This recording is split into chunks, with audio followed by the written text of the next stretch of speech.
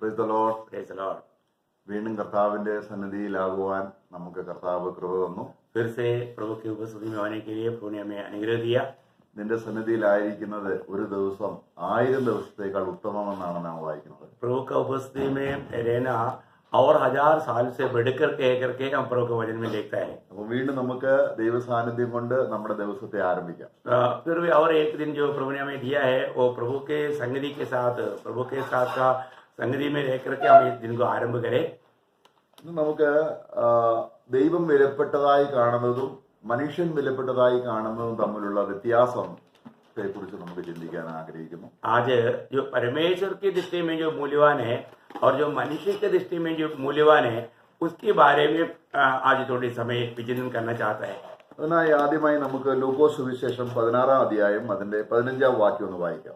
उसके लिए आधार में हम लूका का सुसमाचार 16 अध्याय उसकी 15 वचन हम पढ़ेंगे.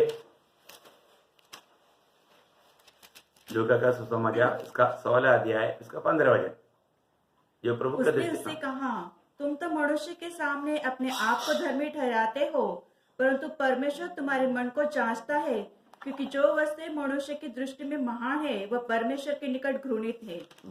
മനുഷ്യരുടെ ഇടയിൽ ഉന്നതമായത് അല്ലെങ്കിൽ മനുഷ്യന്റെ ജ്ഞാനം നിമിത്തം മനുഷ്യൻ ഉന്നതമായി കാണുന്ന കാര്യങ്ങൾ ദൈവത്തിന് അറപ്പെന്നാണ് പറയുന്നത്. अभी हम देखते हैं कि जो मतलब मनुष्य की दृष्टि में बहुत ऊंची बातें हैं, परंतु हम देखते हैं कि वो परमेश्वर की दृष्टि में बहुत नफरत है, बहुत मतलब बुरे है. മനുഷ്യന് ഇഷ്ടമുള്ളത് ദൈവത്തിന് ഇഷ്ടമില്ല എന്നല്ല, जो मनुष्य को अच्छा लगता है वो परमेश्वर को अच्छा नहीं लगता ऐसा नहीं, ദൈവത്തിന് അറപ്പാണ്.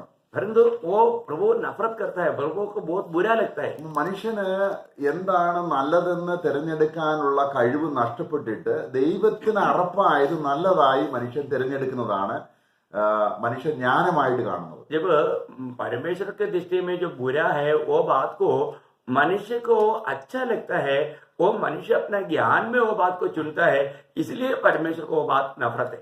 ഏതൻ തോട്ടത്തിൽ ഉണ്ടായ വലിയ പിശക് അതാണ്.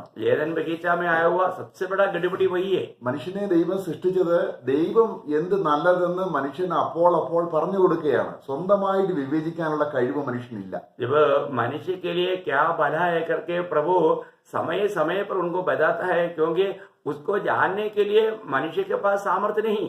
എന്നാൽ മനുഷ്യന് എന്താ സംഭവിച്ചത്? അവൻ ഈ ദൈവജ്ഞാനത്തിൽ നിന്നും വേർപെട്ടിട്ട് എനിക്കെല്ലാം കഴിയുമെന്ന സ്വയശക്തിയിലേക്ക് വന്നതാണ് അധപ്പതനം. परंतु मनुष्य को क्या हुआ कि मनुष्य ने सोचा मेरे से ये सब कुछ संभव है, मैं ये कर सकता हूँ, ये बात ये विचार ये ज्ञान उसको गिरा दिया. അപ്പോൾ ഇതിന് മനുഷ്യനെ സൃഷ്ടിക്കുന്നതിന് മുൻപ് ഈ അർത്ഥത്തിൽ സ്വന്തമായ തീരുമാനത്തിലൂടെ ദൈവജ്ഞാനമല്ലാതെ ദൈവത്തിന് അറപ്പുള്ള കാര്യങ്ങൾ നല്ലതെന്ന് കണ്ട സാത്താനെ ലൂസിഫറെ നമുക്കൊന്ന് നോക്കാം. जब मनुष्य का मतलब इसी रीति में जो व्यक्ति अपने आप को ज्ञानी समझ करके जो निर्णय लिया, उसमें हम लूसीफर का जीवन में आया वो बात को हम देखें. അപ്പൊ ആ ലൂസിഫറാണ് ഈ ആദാമിനെ വഞ്ചിക്കുന്നത്. കാരണം ദൈവത്തിന്റെ സന്നിധിയിൽ ശ്രേഷ്ഠമായത് എന്തെന്ന് കാണാൻ കഴിവില്ലാതെ ദൈവത്തിന് അറപ്പുള്ളത് നല്ലതായി കാണുന്ന ലൂസിഫറാണ് മനുഷ്യവർഗത്തെ ചതിച്ചത്. जब परमेश्वर के दृष्टि में भला क्या है वो जानने में हार गया हुआ लूसीफर वही मनुष्य को इस रीति में भरमाता है. നമുക്ക് എസെക്കിയേൽ പ്രവചനം 28-ാം അധ്യായം 3-ാം വാക്യത്തിൽ ദൈവം ലൂസിഫറിനോട് പറയുന്ന ഒരു കാര്യമുണ്ട്. जब एसेकियेल में किताब 28 अध्याय का 3रा वचन में परमेश्वर ने लूसीफर से कहने वाला एक शब्द है. അവിടെ ഇങ്ങനെ വായിക്കുന്നുണ്ട്, നീ ദൈവഭാവം നടിച്ചു. तो अपने आप को हमारा परमेश्वर जैसा समझा. 3-ാം വാക്യം उसका 3रा वचन, तू दानियल से अधिक बुद्धिमान तो है. ഇവിടെ നമ്മള് ദാനിയേലിന്റെ ബുദ്ധിമാനാണോ? अभी यहाँ पर हम लोग दानियल से बुद्धिमान है क्या? ഒരിക്കലുമല്ല. कभी नहीं. ലൂസിഫർ ഒരിക്കലും ദാനിയേലിനേക്കാൾ ബുദ്ധിമാനല്ല. लूसीफर कभी भी दानियल से बुद्धिमान नहीं. എന്നാൽ അവൻ ചിന്തിക്കുകയാണ് ഞാൻ എല്ലാവരിലും ബുദ്ധിമാനാണ്. परंतु वो अपने आप को सोचता है कि मैं सबसे बढ़कर बुद्धिमान है. നമ്മൾ ദാനിയേലിന്റെ പുസ്തകം 6-ാം അധ്യായം അതിന്റെ 3-ാം വാക്യത്തിൽ നമ്മൾ വായിക്കുന്നുണ്ട്. जब दानियल के किताब में दानियल के बारे में उसका 6 अध्याय का 3रा वचन में बढ़ता है. അവിടെ ദാനിയേൽ 6-ാം അധ്യായത്തിന് 3-ാം വാക്യം, जब यह देखा गया कि दानियल में उत्तम आत्मा रहती है, तब उसको उन अध्यक्षों और अधिपतियों से अधिक प्रतिष्ठा मिली. നോക്കുക, അവിടെ ദാനിയേലിൽ ഒരു വിശിഷ്ട ആത്മാവ് ഉണ്ടായിരുന്നത് കൊണ്ട്, ജ്ഞാനമുള്ള ഒരു ആത്മാവ് ഉണ്ടായിരുന്നത് കൊണ്ട് അവൻ സകല മന്ത്രിമാരിലും സകല ഉദ്യോഗസ്ഥരിലും അതിശ്രേഷ്ഠനായി വിളങ്ങിയെന്നാണ്. देखो अभी यहाँ पर हम क्या देखते हैं, दानियल में एक आत्मा, विशिष्ट आत्मा था। वो आत्मा के कारण वहां की सारी मंत्रियों से या अधिपतियों से बढ़कर के वो विशिष्ट ठहरा करके हम लोग देखते हैं। അവിടെ അതിന്റെ ഇംഗ്ലീഷ് ട്രാൻസ്ലേഷൻ വരുന്നത് എക്സ്ട്രാ ഓർഡിനറി എക്സലന്റ് സ്പിരിറ്റ്. हमारे वो अंग्रेजी भाषा के अनुसार देखेगा तो वो एकदम एक असाधारण रीति का पवित्र आत्मा का कार्य, അത് ദൈവത്തിന്റെ ആത്മാവ് അവനിൽ ഉണ്ടായിരുന്നു. क्योंकि उसमें प्रभु का आत्मा था। അപ്പോൾ ദാനിയേല് എല്ലാവരിലും ജ്ഞാനിയാണ്. इसका मतलब इसी कारण दानियल सब लोगों से बढ़कर ज्ञानी था। എന്നാൽ ലൂസിഫറിൽ ആ ദൈവാത്മാവിന് ജ്ഞാനമില്ല. परंतु लूसीफर में वो आत्मीय ज्ञान नहीं। അപ്പൊ ദൈവം ചോദിക്കുകയാണ്, നീ ദാനിയേലിന് ജ്ഞാനിയാണോ? इसलिए परमेश्वर लूसीफर को पूछता है कि क्या तुम दानियल से बढ़कर ज्ञानी है? നീ ജ്ഞാനിയാണെന്നല്ല, मतलब तू ज्ञानी है ऐसा नहीं। നീ അവിടെ നമ്മള് ഈ അധ്യായം തന്നെ അതിന്റെ നെബൂഖദ്നേസർ രാജാവ് എന്താ പറയുന്നത് ദാനിയേലിനെ കുറിച്ച്? ദാനിയേൽ 4:18 വായിക്കുകയാണ്. यहाँ पर दानियल की किताब में दानियल 4 अध्याय का 18 वचन में नेबूखदनेस्सर दानियल के बारे में क्या कहता है? ദാനിയേൽ 4:18. 4 का 18। मुझ नबूकदनेस्सर राजा ने यही स्वप्न देखा, इसलिए है बेतलशर तू इसका फल बता, क्योंकि तेरे राज्य में और कोई पंडित इसका फल मुझे समझा नहीं सकता, परंतु तुझ में तो पवित्र ईश्वर की आत्मा रहती है, इस कारण तू उसे समझा सकता है. ഇവിടെ വായിക്കുകയാണ്, താൻ കണ്ട സ്വപ്നം വിവരിക്കാൻ രാജ്യത്തിലെ മന്ത്രവാദികളെയും വിദ്വാൻമാരെയും നെബൂഖദ്നേസർ രാജാവ് വിളിച്ചു. जब हम देखते हैं कि नेबूखदनेस्सर राजा एक स्वप्न देखा, उसका व्याख्या करने के लिए विद्वानों को, ज्ञानियों को, सबको नेबूखदनेस्सर ने बुलाया। അവരിൽ ഒരു ആത്മാവുണ്ട്, उनमें भी एक आत्मा है, അത് ലൂസിഫറിന്റെ ആത്മാവാണ്. वो लूसीफर की आत्मा है। അപ്പൊ അവർക്ക് ഗ്രഹിക്കാൻ കഴിയാത്ത കാര്യങ്ങൾ ആർക്ക് ഗ്രഹിക്കാൻ കഴിഞ്ഞു? परंतु वो लोग जो समझ नहीं सकता था, वो बातों को कौन समझ पाया? ദാനിയേലിന് ഗ്രഹിക്കാൻ കഴിഞ്ഞു. दानियल समझ पाया, എന്താണ്? ദാനിയേലിൽ വിശിഷ്ട ആത്മാവ്. क्योंकि दानियल में पवित्र परमेश्वर का आत्मा था। ഇവിടെ വിശുദ്ധ ദേവന്മാരുടെ ആത്മാവ്. കാരണം പുള്ളിക്കൊന്നും അറിയത്തില്ലല്ലോ, നമുക്ക് ദൈവത്തിന്റെ ആത്മാവാണ് അവനിൽ ഉള്ളതെന്ന് അവൻ അറിയത്തില്ല. പക്ഷേ നെബൂഖദ്നേസറിന് ഒരു കാര്യം അറിയാം, ഇവൻ എന്റെ രാജ്യത്തിലെ വിദ്വാൻമാരിലെല്ലാം ജ്ഞാനിയാണ്. अभी नेबूखदनेस्सर ये नहीं जानता है कि कौन सा देव की आत्मा है, देव क्या है, वो नहीं जानता। इसलिए उसका जातीय भाषा में वो बोलता है कि मतलब तुम्हारे में वो पवित्र परमेश्वर का आत्मा रहता है, क्योंकि मेरे ज्ञानियों में वो ज्ञान नहीं है। അപ്പോൾ ഇവന് എന്ത് ചെയ്തു? തന്റെ ഈ വീണുപോയ അതപ്പതിച്ച ജ്ഞാനം കൊണ്ട് ദാനിയേലിൽ നിന്ന് വ്യത്യസ്തമായ പോഷകമായ കാര്യങ്ങൾ ചെയ്തതെന്നാണ് നമ്മൾ എഹെസ്കേൽ പ്രവചനം 28-3 വാക്യത്തിൽ വായിക്കുന്നത്, 4 മുതൽ വാക്യങ്ങൾ വായിക്കുന്നത്. जब एहेजकेल नबी की किताब 28 अध्याय का 4 से जब हम पढ़ता है, दानियल से भी गिरा हुआ ज्ञान से इस लूसीफर ने क्या किया करके हम वहां पर देखते हैं। तूने अपनी बुद्धि और समझ के द्वारा धन प्राप्त किया और अपने भंडारों में सोना चांदी रखा है। तूने बड़ी बुद्धि से लेन देन किया, जिससे तेरा धन बढ़ा और धन के कारण तेरा मन फूल उठा है। इस कारण परमेश्वर यहोवा यूं कहता है, तू जो अपना मन परमेश्वर सा दिखाता है. ഈ ജ്ഞാനത്തെ കുറിച്ചാണ് നമ്മൾ ലൂക്കോസ് സുവിശേഷത്തിൽ വായിച്ചത്. अभी यहाँ पर जो लूसीफर का बारे में बताया हुआ उस ज्ञान का बारे में हमने लूका का सुसमाचार में पढ़ा। അവിടെ യെരുശലേമിൽ കർത്താവ് യഹൂദന്മാരോട് പറയാണ്, നിങ്ങൾ ദിവ്യാഗ്രഹികളായി വലിയ പണം സമ്പാദിച്ചിട്ട് നിങ്ങൾ ജ്ഞാനികൾ എന്ന് പറയുന്നു, അത് ദൈവത്തിലെ അറപ്പാണ്. जब यहाँ पर यहूदियों से प्रभु कहता है कि तुम लोग गलत मार्गों में धन कमाया और अपने आप को बहुत समझदार समझते हैं, ये बात प्रभु उनको समझा रहे। അപ്പൊ സാധാരണ ജ്ഞാനം ദൈവത്തിന് അറപ്പാണ്. क्योंकि इसमें हमको क्या समझ में आता, जो शैतानी ज्ञान जो है वो प्रभु नफरत करता है। എന്നാൽ ദാനിയേലിന് ആ വിധത്തിലുള്ള ജ്ഞാനമല്ല. परंतु दानियल में उस प्रकार का ज्ञान नहीं, താൻ അന്യദേശത്താണ്, क्योंकि वो परदेशी है, അവിടെ ഒന്നും അവൻ സമ്പാദിച്ചില്ല. उन्होंने वहां पर कुछ भी नहीं कमाया। അവൻ നേടിയത് ദൈവജ്ഞാനമാണ്. उन्होंने जो पाया वो परमेश्वर का ज्ञान पाया। ആയതുകൊണ്ട് ദാനിയേലിന്റെ അന്ത്യസമയം ആയപ്പോൾ കർത്താവ് പറഞ്ഞു, നീ നിന്റെ ഓഹരി പ്രാപിക്കാൻ എഴുന്നേറ്റ് വരൂ. इसलिए दानियल के अंत समय में प्रभु ने कहा कि तू अपने भाग को लेने के लिए तुम उड़कर आएंगे। അവൻ എത്ര സമ്പന്നനാണ്, അവന്റെ ജ്ഞാനം കൊണ്ട് അവൻ നേടിയത് എന്താണ്? क्योंकि वो कितना महान है, उसने अपने ज्ञान से क्या पाया? അവൻ ദൈവത്തെ തന്നെ നേടി. उन्होंने प्रभु को पाया। എന്നാൽ സാധാരണ ജ്ഞാനമുള്ളവർക്കുള്ള ഓഹരി തീയും ഗന്ധവും കത്തുന്ന തീപ്പൊയ്ക, നമ്മൾ സങ്കീർത്തനം 17 വായിക്കുന്നുണ്ട്. जब हम जो भी शैतानी ज्ञान जो पा करके जीवन बिताएंगे, उनके आखिर में उस भयानक आग का कुंड मिलेगा। हम भजन संहिता 17 अध्याय में पढ़ते हैं। ആ അപ്പോൾ ഈ ലോകത്തിലെ മനുഷ്യർ ദൈവമക്കളെക്കാൾ ജ്ഞാനികളാണെന്ന് കർത്താവ് തന്നെ പറഞ്ഞിട്ടുണ്ട്. मतलब इस दुनिया का लोग परमेश्वर के लोगों से बढ़कर ज्ञानी है करके प्रभु ने खुद गवाही दिया। ഏത് തരത്തിലുള്ള ജ്ഞാനമാണ്? परंतु वो ज्ञान कौन सा, किस प्रकार का ज्ञान है? ദൈവത്തിന് അറപ്പുള്ള കാര്യങ്ങൾ നേടുന്ന കാര്യത്തിൽ അവർ ജ്ഞാനികളാണ്. क्योंकि जो परमेश्वर नफरत करता है उन बातों को जीतने के लिए वो लोग दुनिया का ज्ञान का लोग है। അതുകൊണ്ടാണ് ഈ വിശ്വാസികളെ ലോകരെ വെറും പോഷന്മാരെന്ന് പറയുന്നത്. इसलिए विश्वासियों को ये दुनिया के लोग ये मूर्ख लोग कहता है। ഒരു യഥാർത്ഥ വിശ്വാസി അവൻ രക്ഷിക്കപ്പെടുമ്പോൾ ക്രിസ്തു തന്നെ ധനമായിരിക്കുന്നത് കൊണ്ട് അവൻ ലോകത്തിന്റെ കാര്യങ്ങൾ അന്വേഷിക്കുന്നില്ല. एक सच्चा विश्वासी वो प्रभु यीशु मसीह को अपना धन समझा, इसलिए वो दुनिया के धन के पीछे नहीं भागता। അപ്പൊ ഇന്ന് നമുക്കുള്ള അല്ലെങ്കിൽ ആ ജ്ഞാനം ദൈവവിഷയമായിട്ടുള്ള ജ്ഞാനമാണോ അതോ ദൈവം അറയ്ക്കുന്ന ജ്ഞാനമാണോ അതോ സാത്താൻ ഇഷ്ടപ്പെടുന്ന ജ്ഞാനമാണോ എന്ന് നമ്മൾ തിരിച്ചറിയേണ്ടത് ആവശ്യമാണ്. इसका मतलब क्या है कि आज मैं आपको बोलने का अर्थ, आज जो हमने पाया हुआ ये जो ज्ञान वो ईश्वरीय ज्ञान है या प्रभु नफरत करने वाला शैतानी ज्ञान है, ये बात को हमें ठीक से जानना, उसका फर्क जानना, ये आज हम चाहते हैं। നമ്മൾ അത് ക്രിസ്തീയ വിശ്വാസത്തിൽ വന്നതിന് ശേഷം അത് തിരിച്ചറിയുന്നില്ലെങ്കിൽ അബദ്ധത്തിലാണ്. यदि हम मसीह जीवन में आने के बावजूद भी और हमने ये सच्चाई को अगर नहीं जाना तो हम बहुत बड़ा धोखा में हैं। അപ്പോസ്തലന്മാരെ കുറിച്ച് അവിടെ വായിക്കുന്നത് അവര് യെരുശലേം പട്ടണങ്ങളിലും അനേക സ്ഥലത്ത് ചെന്നപ്പോൾ ലോകത്തെ കീഴ്മേൽ മറിക്കുന്നവർ എന്നാണ് അവരെ കുറിച്ച് പറഞ്ഞത്. കാരണം ലോകത്തിന്റെ ധാരണയിൽ നിന്ന് വ്യത്യസ്തമായ കാര്യങ്ങൾ, ലോകത്തിന്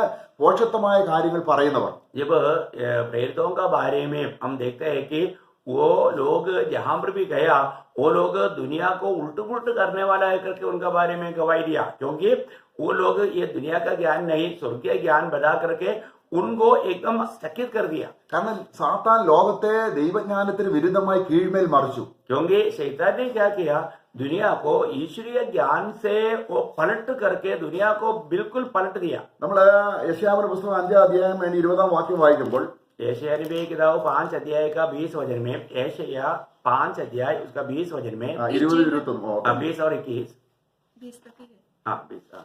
इस जीवन के दिन उसे बहुत स्मरण न रहेंगे, क्योंकि परमेश्वर उसकी सुनकर No. उसे मन को യെശയ്യാ chapter 5 verse 20-21. 5 अध्याय है, यशायाह 5 अध्याय का 20-21, यशायाह 5 अध्याय उसका 20-21।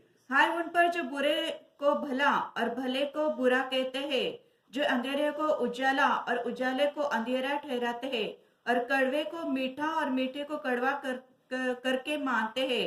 हाय उन पर जो अपनी दृष्टि में ज्ञानी और अपने लेखे बुद्धिमान है। അപ്പൊ ലോകത്തിന്റെ സ്ഥിതി എന്താണ്? अब अभी दुनिया का अवस्था क्या है?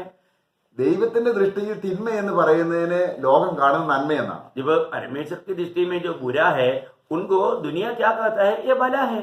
അപ്പൊ ദൈവം നന്മ എന്ന് പറയുന്നത് തിന്മയായിട്ടാണ്. और परमेश्वर जो भला कहता है दुनिया उसको बुरा कहता है। ഇരുട്ടിനെ അവർ വെളിച്ചമായിട്ടാണ് പറയുന്നത്. और वो लोग अंधकार को ज्योति कहता है।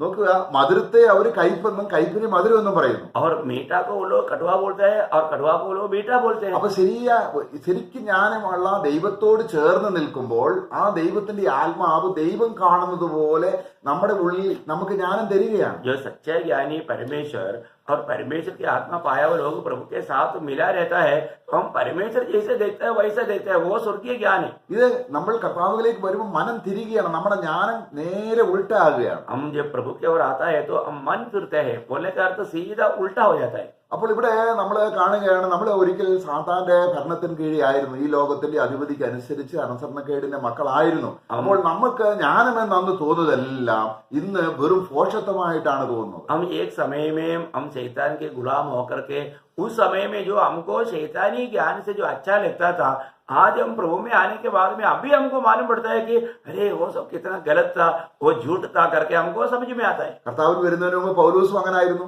प्रभु में आने से पहले प्रेषित पौलुस का भी अवस्था ऐसे था। താൻ ഗ്രീക്ക് സ്കോളറാണ്, और वो एकदम यवनाय पंडित है, താൻ യഹൂദ ഗോത്രത്തിൽ ഏറ്റവും ശ്രേഷ്ഠനായി ജനിച്ചവനാണ്. यहूदा गोत्र में वो बहुत श्रेष्ठ रीति में जन्म हुआ। അങ്ങനെ സാത്താന്റെ ഹൃദയ ആഗ്രഹ പ്രകാരം ദൈവത്തിന് അറപ്പുള്ള കാര്യങ്ങൾ ഏറ്റവും ഉന്നതമായി കണ്ട ആളാണ് പൗലോസ്. इसलिए इसी रीति में शैतान के ज्ञान के अनुसार अपने जीवन में परमेश्वर की दृष्टि में जो बुरा है उसको अपने लिए बहुत भला जान करके जीवन बिताए हुए एक व्यक्ति है प्रेषित पौलुस। എന്നാൽ ദാനിയേലിനെ പോലെ ദിവ്യാത്മാവിന്റെ ജ്ഞാനം കിട്ടിയപ്പോൾ परंतु जैसा दानियल के जैसा प्रभु के आत्मा का, पवित्र के आत्मा का जब ज्ञान मिला, അവൻ പറയുകയാണ് എനിക്ക് ലാഭമായതെല്ലാം ഛേദമാണ്. तब वो कहता है कि जो कुछ मेरे लिए लाभ था वो मैं कूड़ा कचरा समझता हूँ. എങ്ങനെ?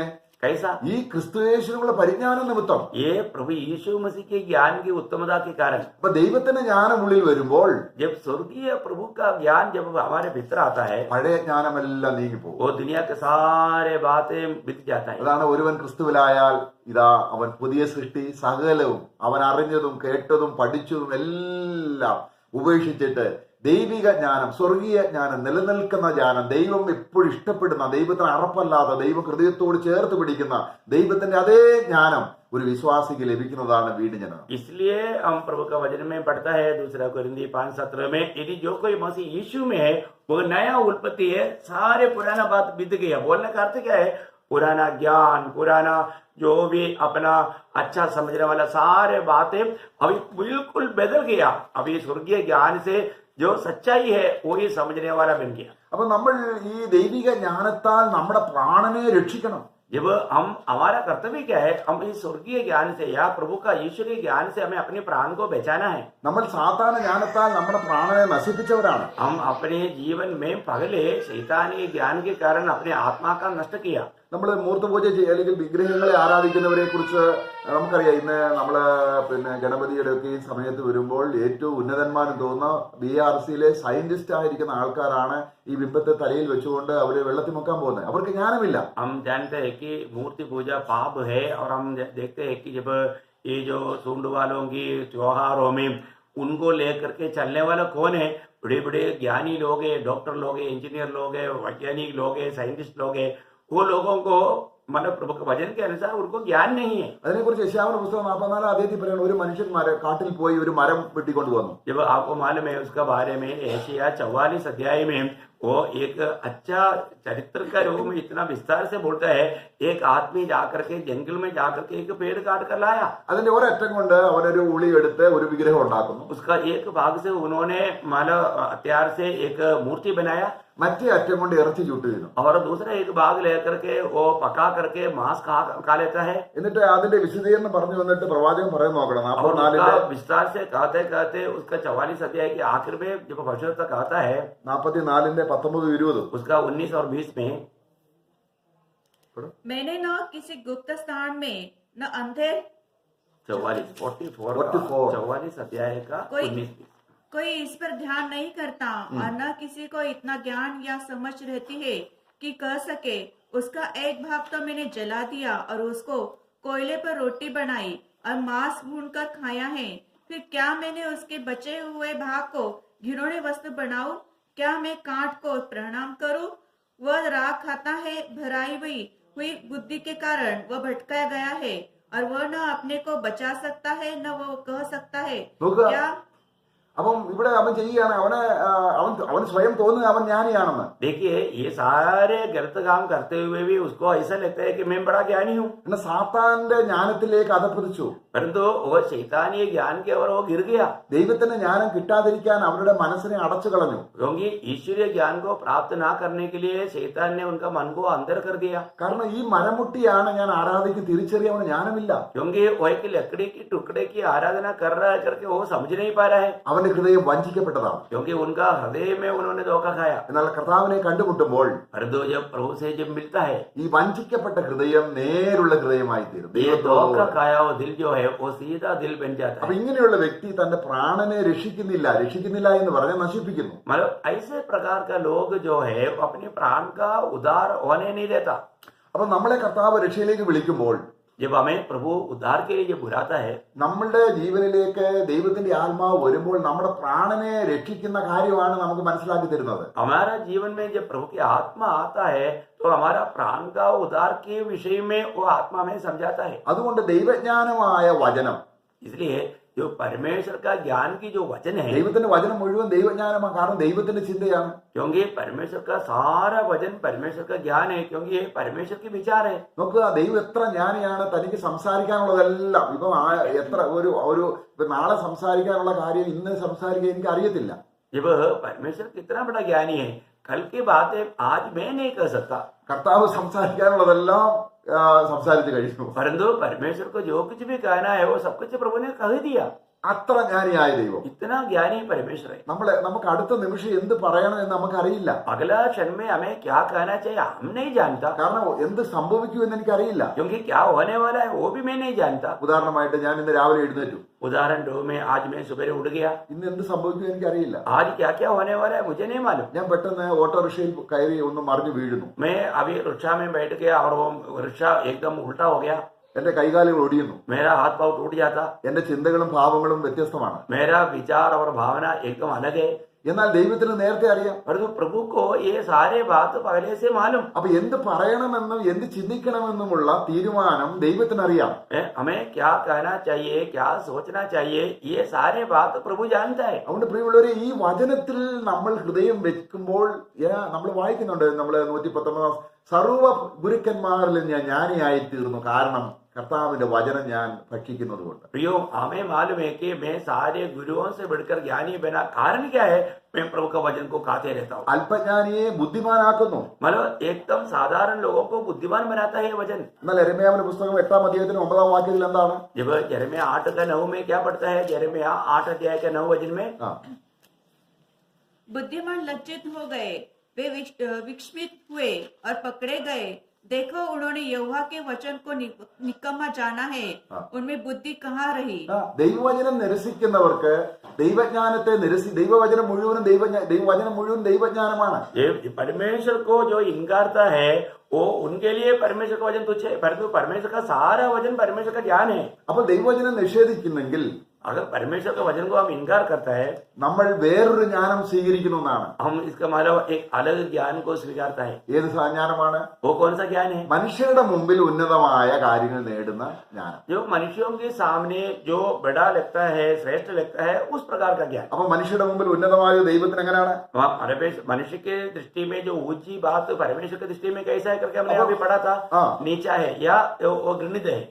എന്ന് പറഞ്ഞാൽ മനുഷ്യൻ എപ്പോഴും ഭൂമിയിലുള്ള കാര്യങ്ങളാണ് അന്വേഷിക്കുന്നത്. क्योंकि मनुष्य का स्वभाव क्या है? वो धरती की बातें, दुनिया की बातें मानो खोजता है. ദൈവം ഇസ്രായേൽ മക്കളെ മിസ്രൈമിൽ നിന്നും കൊണ്ടുവരുമ്പോൾ തന്റെ ജനം എന്തായി തീർന്നറിയാമോ? ഭൂമിയിലുള്ള കാര്യങ്ങൾ, ഭൂമിയോട് പറ്റിയിരിക്കുന്ന വസ്തുക്കൾ, ഉള്ളി, ചുറ്റുള്ളി, ചുവന്നുള്ളി, മത്തങ്ങ, ഇങ്ങനെയൊക്കെയുള്ള കാര്യങ്ങൾ തിന്ന് അതിനോട് പ്രിയം വയ്ക്കുന്ന ഒരു രീതിയിലായി തീർന്നു. जब आपको मालूम है इसराइल लोगों को मिस्रैम की गुलामी से प्रभु ने अपने लोगों को छुड़ाकर जब लाया, उनको जो मिस्रैम में खाया हुआ वो आलू प्याज मतलब उसके बारे में उनको विचार करने लगा. കാരണം ദൈവത്തിന്റെ ആഗ്രഹം എന്താണ്? परमेश्वर का इच्छा क्या है? ഉയരത്തിലെ ജ്ഞാനം തന്റെ ജനത്തിന് കൊടുക്കുന്ന രീതിയിൽ ഉയരത്തിലെ ഫലമാകുന്ന ആ നല്ല മുന്തിരിങ്ങ, അത്തിപ്പഴം, അതുപോലെ മാതളപ്പഴം, ഇതൊക്കെ തിന്നണമെന്നാണ് ദൈവം അവരെ കുറിച്ച് ആഗ്രഹിക്കുന്നത്. प्रभु अपने लोगों के बारे में उस स्वर्ग का फल को खा करके स्वर्गीय ज्ञान में बढ़ने के लिए चाहता है. वो अंगूर के बारे में, अंजीर के बारे में, वो सुंदर सुंदर जो फल के बारे में प्रभु चाहता है. അപ്പോൾ ആ ദൈവത്തിന്റെ ദൃഷ്ടിയിൽ ഏറ്റവും അർഹപ്പെട്ടതാണ് ഇസ്രായേൽ മക്കൾ തിന്നുകൊണ്ടിരുന്നത്. परंतु जो प्रभु का दृष्टि में जो सबसे नफरत या हीन बात था जो इसराइल खाता था. എന്നാൽ അവരെ ഉന്നതമായ ദൈവത്തിന് ഏറ്റവും പ്രിയമായ സ്വർഗത്തിലെ കനികൾ കൊണ്ട് പോഷിപ്പിക്കാനാണ് ദൈവം ആഗ്രഹിച്ചു. परंतु उनको ऊंचे लेवल की बात या स्वर्गीय बातों से उनका पोषण करने के लिए प्रभु चाहा. അപ്പൊ അവരെ മിസ്രൈമിൽ എന്നിട്ട് ദൈവം അവരെ എവിടെ കൊണ്ടുവന്നു? കനാൻ ദേശത്ത് കൊണ്ടുവന്നു. और उनको मतलब मिस्रैम से कहाँ लाया? कनान में लाया. എന്നിട്ട് തന്റെ ജനം, അവരെ ഈ ജനം ആരായിരിക്കണം? എപ്പോഴും ഉന്നതമായ കാര്യങ്ങൾ തിന്നുന്നവരും ഭക്ഷിക്കുന്നവരും ആയിരിക്കണമെന്നാണ്. അവിടെ നമ്മൾ 11-ാം അധ്യായം, ലേവ്യ പുസ്തകം 11-ാം അധ്യായത്തിൽ എന്ത് തിന്നണം, എന്ത് തിന്നരുത്, ലോകത്തിൽ നിന്ന് വേർപെട്ട ആ ജീവികളുണ്ട്, അവയെ മാത്രമേ തിന്നാവൂ, ലോകത്തോട് ചേർന്ന് പോകുന്ന ജന്തുക്കളെ തിന്നരുതെന്ന് പഠിപ്പിക്കുന്നു. जब उनके बारे में प्रभु के लोगों के बारे में प्रभु की इच्छा क्या है? वो एक नीचे की बातों को नहीं, ऊपर की बातें या स्वर्गीय बातें, उस बात को प्राप्त करना. उन लोग जब लेवी व्यवस्था 11 अध्याय में पढ़ेगा तो हमें क्या खाना चाहिए, क्या नहीं खाना चाहिए, कि वो दुनिया से एकदम लिपटे रहने वाला जीवियों को हम नहीं खाना चाहिए, उसका पूरा विधि प्रभु के लोगों को दिया. അപ്പൊ തിന്നരുത് തിന്നരുത് ദൈവം പറയുമ്പോൾ അത് കാരണം എനിക്ക് അറപ്പെന്നാണ്. मतलब जो कुछ चीजें तुम नहीं खाना करके प्रभु कहने का अर्थ क्या है? कि मैं उन बातों से नफरत करता हूँ. അവിടെ ഒരു उदाहरण നമുക്ക് വായിക്കാം. एक दृष्टांत के लिए एक बात हम पढ़ेंगे. നമുക്ക് ലേവ്യ പുസ്തകം 11-ന്റെ 41-42. ये लेवी उसका 11 अध्याय का 41 और 42 वचन, लेवी की किताब उसका मतलब 11 अध्याय का 41 और 42 वचन। सब प्रकार के पृथ्वी पर रेंगने वाले जंतु घिनौने हैं, वे खाए न जाएं।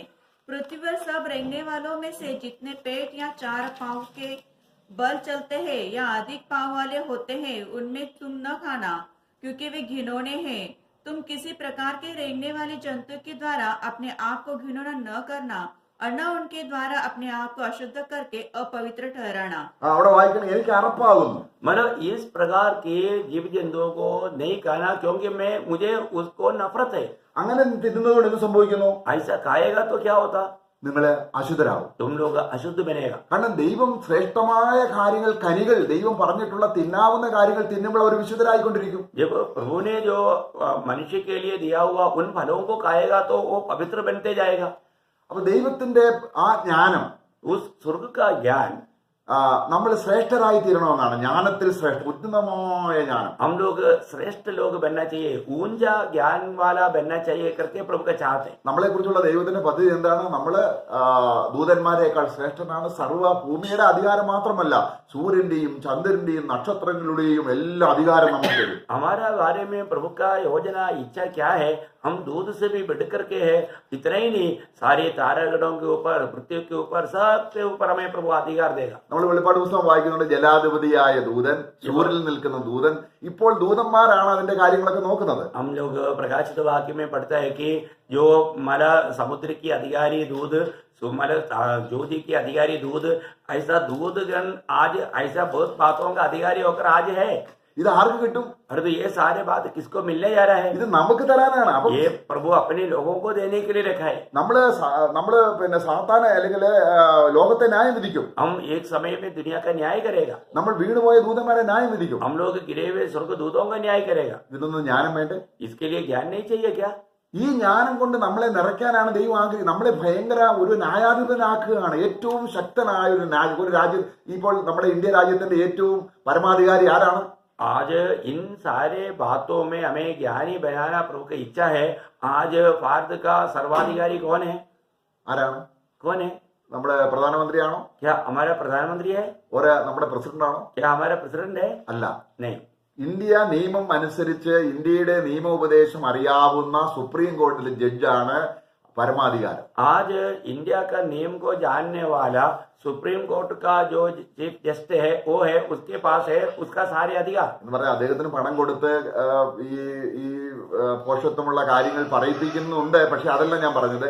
നിയമം അനുസരിച്ച്, ആ എഴുതപ്പെട്ട നിയമം അനുസരിച്ച് ലോകത്തിന്റെ അല്ലെങ്കിൽ നമ്മുടെ നിയമം എന്തെന്ന് അറിയാവുന്നത് അവർക്കാണ്. मतलब इस में उन लोगों को भी पैसा दे करके भरमाता है, कार्य कराता है, उनके बारे में नहीं, परंतु इस दुनिया की रीति में ये सारा नियमों को जानने वाले लोग वे लोग। അപ്പൊ ദൈവത്തിന്റെ നിയമമാണ് തിരുവചനം. इसका मतलब परमेश्वर का नियम है, परमेश्वर का वचन। നമ്മൾ ദൈവരാജ്യത്തിലേക്കുള്ള അവന്റെ നിയമമാണ് കർത്താവ് മത്തായി സുവിശേഷം 5, 6, 7 അധ്യായങ്ങൾ പഠിപ്പിക്കുന്നത്. आज हमें मालूम होना चाहिए कि स्वर्ग राज्य की ओर जाने वाला या रहने वाले लोगों के प्रति जो नियम प्रभु ने जो तैयार किया वो है मत्ती के सुसमाचार 5, 6, 7 चैप्टर। അപ്പൊ നമ്മൾ തിരുവചനം വായിക്കുമ്പോൾ जब हम प्रभु का वचन को जो पढ़ता है, ഒരു ജഡ്ജി എന്ന പോലെ നമ്മൾ ദൈവത്തിന്റെ ന്യായാധിപതിയായ ദൈവത്തിന്റെ അതേ ഒരു നിലയിൽ ന്യായം വിധി. കാരണം ദൈവം നീതിമാനായ ദൈവം ന്യായാധിപതിയാണ്. हम जानते हैं कि जैसा परमेश्वर न्यायी है, धर्म की न्यायी है, उसी प्रकार मतलब प्रभु हमें भी न्याय करके उस ऊंचे लेवल में लाना चाहता है। ആ ദൈവം തന്റെ ജ്ഞാനത്തിൽ ന്യായാധിപതി ആയിരിക്കുമ്പോൾ ദൈവം സ്വയം ന്യായം വിധിക്കാതെ ന്യായവിധി മുഴുവനും പുത്രനെ ഏൽപ്പിക്കുന്നു. हम जानते हैं कि परमेश्वर वो सर्वज्ञानी है, वो किसी का न्याय ना करते हुए सारा न्याय पुत्र को सौंपा है। സർവജ്ഞാനിയായ ക്രിസ്തുവിന് കൊടുക്കുകയാണ്. वो सर्वज्ञानी प्रभु यीशु को देता है। ഈ സർവജ്ഞാനിയായ ക്രിസ്തു എന്ത് ചെയ്യുന്നു? वो सर्वज्ञानी प्रभु यीशु मसीह क्या करता है? തന്റെ സഭകളിൽ ആക്കിയിട്ട് അവരെ ആ ന്യായവിധി കൊടുക്കാൻ. ജ്ഞാനി ആകുന്നില്ലെങ്കിൽ ന്യായം വിധിക്കാനുള്ള അധികാരം കിട്ടത്തില്ല. मंडली में उनको ये ज्ञान देते हुए उन्हें भी ये मतलब न्याय करने का अधिकार देता है। यदि ज्ञानी नहीं बनेगा तो ये अधिकार नहीं मिलेगा। അപ്പോൾ ഇന്ന് നമുക്ക് കിട്ടുന്ന ജ്ഞാനം മുഴുവൻ ഒരു നിയമജ്ഞാവാകാനുള്ള, ന്യായം വിധിക്കാനുള്ള പ്രാപ്തിയിലേക്ക് നമ്മളെ പരിശുദ്ധാത്മാവ് കൊണ്ടുവരികയാണ്. അവിടെ ദാവീദൻ നമ്മള് നേരത്തെ വായിച്ചതുപോലെ ദാനിയേൽ ഉള്ളതുപോലെ ദിവ്യാത്മാവ് നമുക്കുമുണ്ട്. आज प्रभु ये सारे बात वचन के द्वारा ये ज्ञान प्रदान करके हमें वो न्याय के पद में ऊंचे लेकर जा रहा है। जैसा दानियल और लोगों से ज्ञानी बनकर रहा, वैसा प्रभु आज पवित्र लोगों को, मंडली को ये ज्ञान दे रहा है। നമ്മള് 1 കൊരിന്ത്യർ 2-ാം അധ്യായത്തിൽ വായിക്കുന്നുണ്ട്, ആത്മീയൻ സകലത്തെയും വിവേചിക്കുന്നു. मतलब जब हम पहला कुरिन्थी उसका 2 अध्याय का 15 वचन में पढ़ता है कि आत्मिक जन सब बात को भी जानता है, എന്നാൽ അതിനു മുമ്പേ പറയുകയാണ്, परंतु उससे पहले जो कहता है ആത്മീകന്മാർക്ക് ആത്മീകമായത് വെളിപ്പെടുത്തുന്നത് പരിശുദ്ധാത്മാവാണ്. आत्मिक लोगों को आत्मिक बातें जो प्रकट करता है वो पवित्र आत्मा के द्वारा है। എന്നാൽ അത് പ്രകൃതി പ്രകാരമുള്ളവൻ അല്ലെങ്കിൽ വീണ്ടും ജനിക്കാത്തവനും ജഡീകനും അത് മനസ്സിലാകുന്നില്ല. परंतु जो जिसका नया जन्म नहीं हुआ वो स्वाभाविक लोगों को ये बातें समझ में नहीं आता। അപ്പോൾ പരിശുദ്ധാത്മാവ് ജ്ഞാനത്തിൽ നമ്മളിലേക്ക് കൊണ്ടുവരുന്ന കാര്യം ഈ വിശ്വാസിക്ക് മനസ്സിലാകും, കാരണം അവൻ ആത്മീകനാണ്. क्योंकि पवित्र आत्मा वो परमेश्वर की जो गुप्त बातों को जब लेकर आता है, वो प्रभु का जो नया जन्म पाया हुआ प्रभु का लोगों को समझ में आएगा, क्योंकि वो आत्मिक जन है। ആത്മീയൻ എന്ന് പറഞ്ഞ അർത്ഥം എന്താണ്? आत्मिक कहने का अर्थ क्या है? നമ്മൾ ആത്മീയം ചിന്തിക്കുന്നത് നമ്മൾ വെള്ള ഉടുപ്പും വെള്ള ഷർട്ടും ഇട്ട് നമ്മള് മുടിയൊക്കെ പറ്റ വെട്ടി നമ്മൾ ക്ലീൻ ഷേവ് ചെയ്ത് നമ്മളൊരു ബൈബിൾ കൈ പിടിച്ചാൽ ആത്മീയനാണ് ചിന്തിക്കുന്നത്. हम लोग साधारण रीति में क्या सोचता है कि अगर एक अच्छा सफेद वस्त्र पहन लिया, अगर अच्छा क्लीन शेव कर दिया और बाल को एकदम छोटा कर दिया, इस प्रकार बाहरी की रूपों को देख करके हम आत्मिक समझते हैं। എന്നാൽ ദൈവജ്ഞാനം ഒട്ടുമില്ല എങ്കിൽ എങ്ങനെ ആത്മീയനാകും? परंतु परमेश्वर का ज्ञान ही नहीं है तो फिर वो कैसा आत्मिक बनेगा? അതുകൊണ്ടാണ് ദൈവത്തിന്റെ ആത്മാവ് നമ്മൾ വീണ്ടും ജനിച്ച അന്ന് മുതൽ ദൈവത്തിന്റെ മനസ്സ് എന്താണ്, നിലനിൽക്കുന്ന ആ മനസ്സ് നമ്മുടെ ഹൃദയത്തിലേക്ക് കൊണ്ടുവന്ന് ദൈവ ആലോചന പ്രകാരം നമ്മളെ നയിക്കുകയാണ്. जब से हम नया जन्म पाता है उस समय से प्रभु अपना आत्मा के द्वारा, वचन के द्वारा वो स्वर्गीय ज्ञान को हमें दे करके उस ज्ञान में हमें भर देता है। നമ്മൾ തേജസ്കരിക്കപ്പെടുമെന്ന് നമുക്കറിയാം. हम लोग एक समय में त्यागा जाएगा, हमें मालूम। നമ്മള് കർത്താവിന്റെ അല്ലെങ്കിൽ നമ്മൾ കാഹളം ധ്വനിക്കുമ്പോൾ നമ്മൾ തേജസ്കരിക്കപ്പെടും. हम लोग जब प्रभु यीशु मसीह के आगमन के समय में हम महिमा पाएगा, പക്ഷെ അത് തേജസ്കരിക്കപ്പെടുന്നതിന് മുൻപേ ഒരുപാട് കാര്യങ്ങൾ നമ്മൾ നടക്കണം. परंतु उस महिमा पाने से पहले बहुत से कार्य हमारे जीवन में होना है। അവിടെ നമ്മൾ 73-ാം സങ്കീർത്തനം 24-ാം വാക്യം വായിക്കുകയാണ്. जब 73 भजन संगीता का 24 वचन में हम पढ़ता है, അവിടെ എന്താ വായിക്കുന്നത്? वहां पर क्या पढ़ते हैं?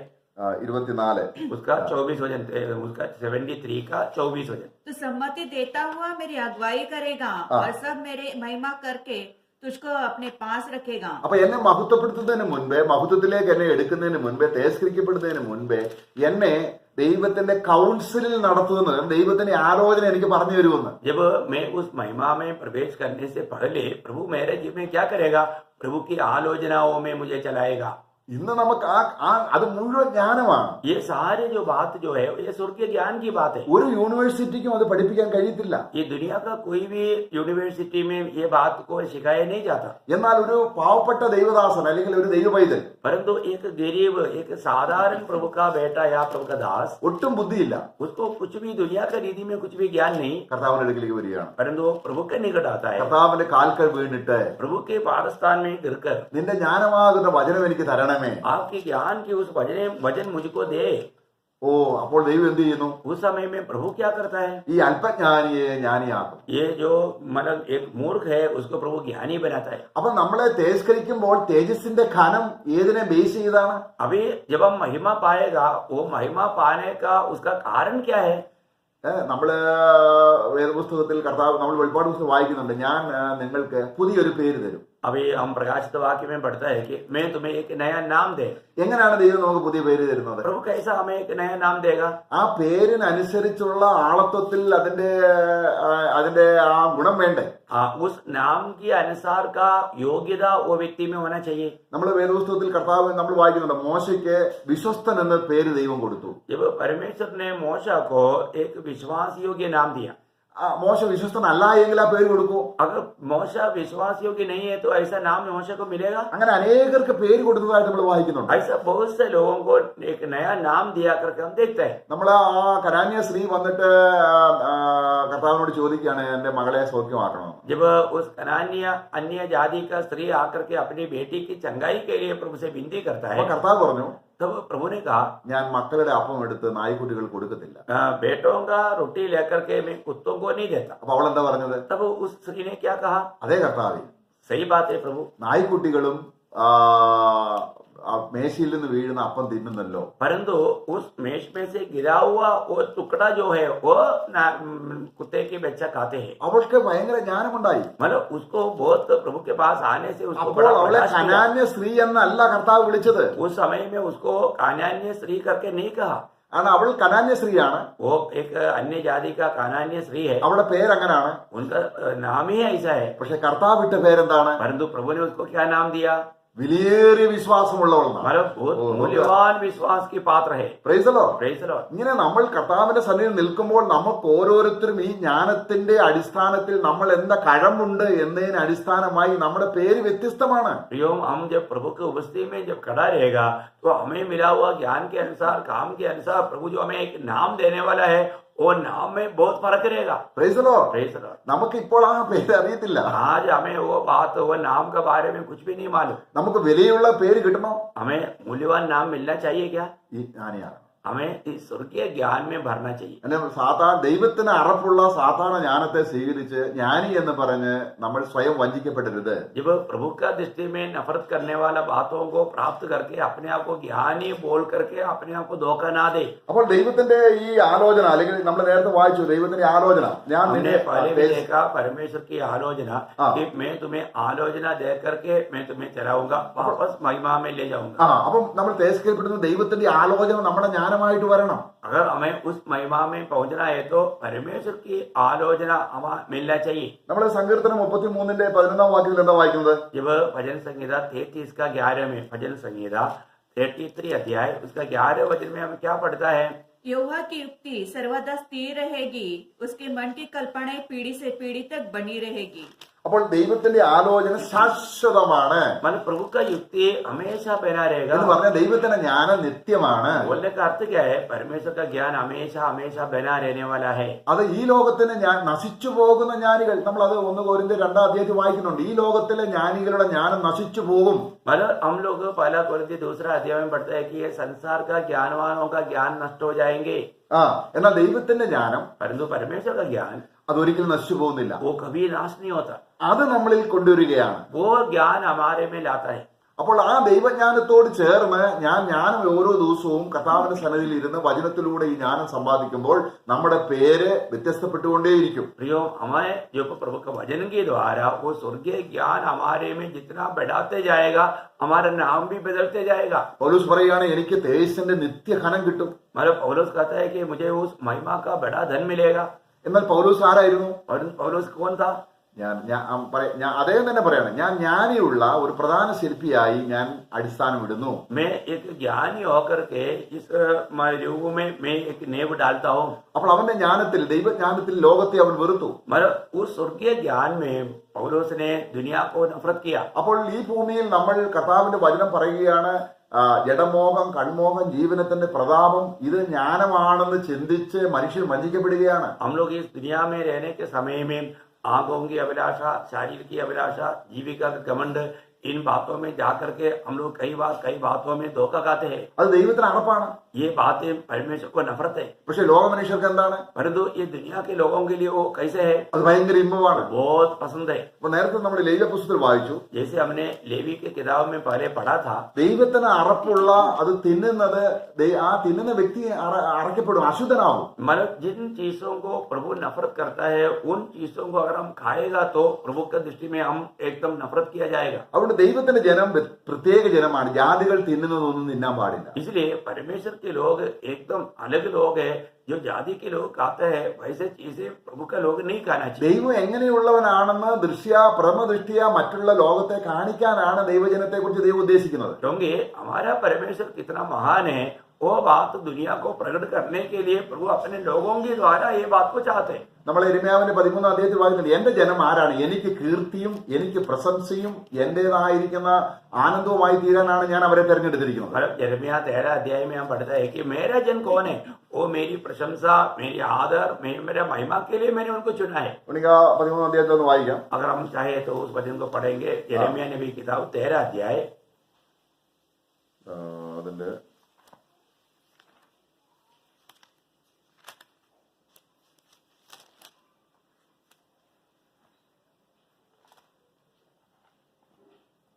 എന്റെ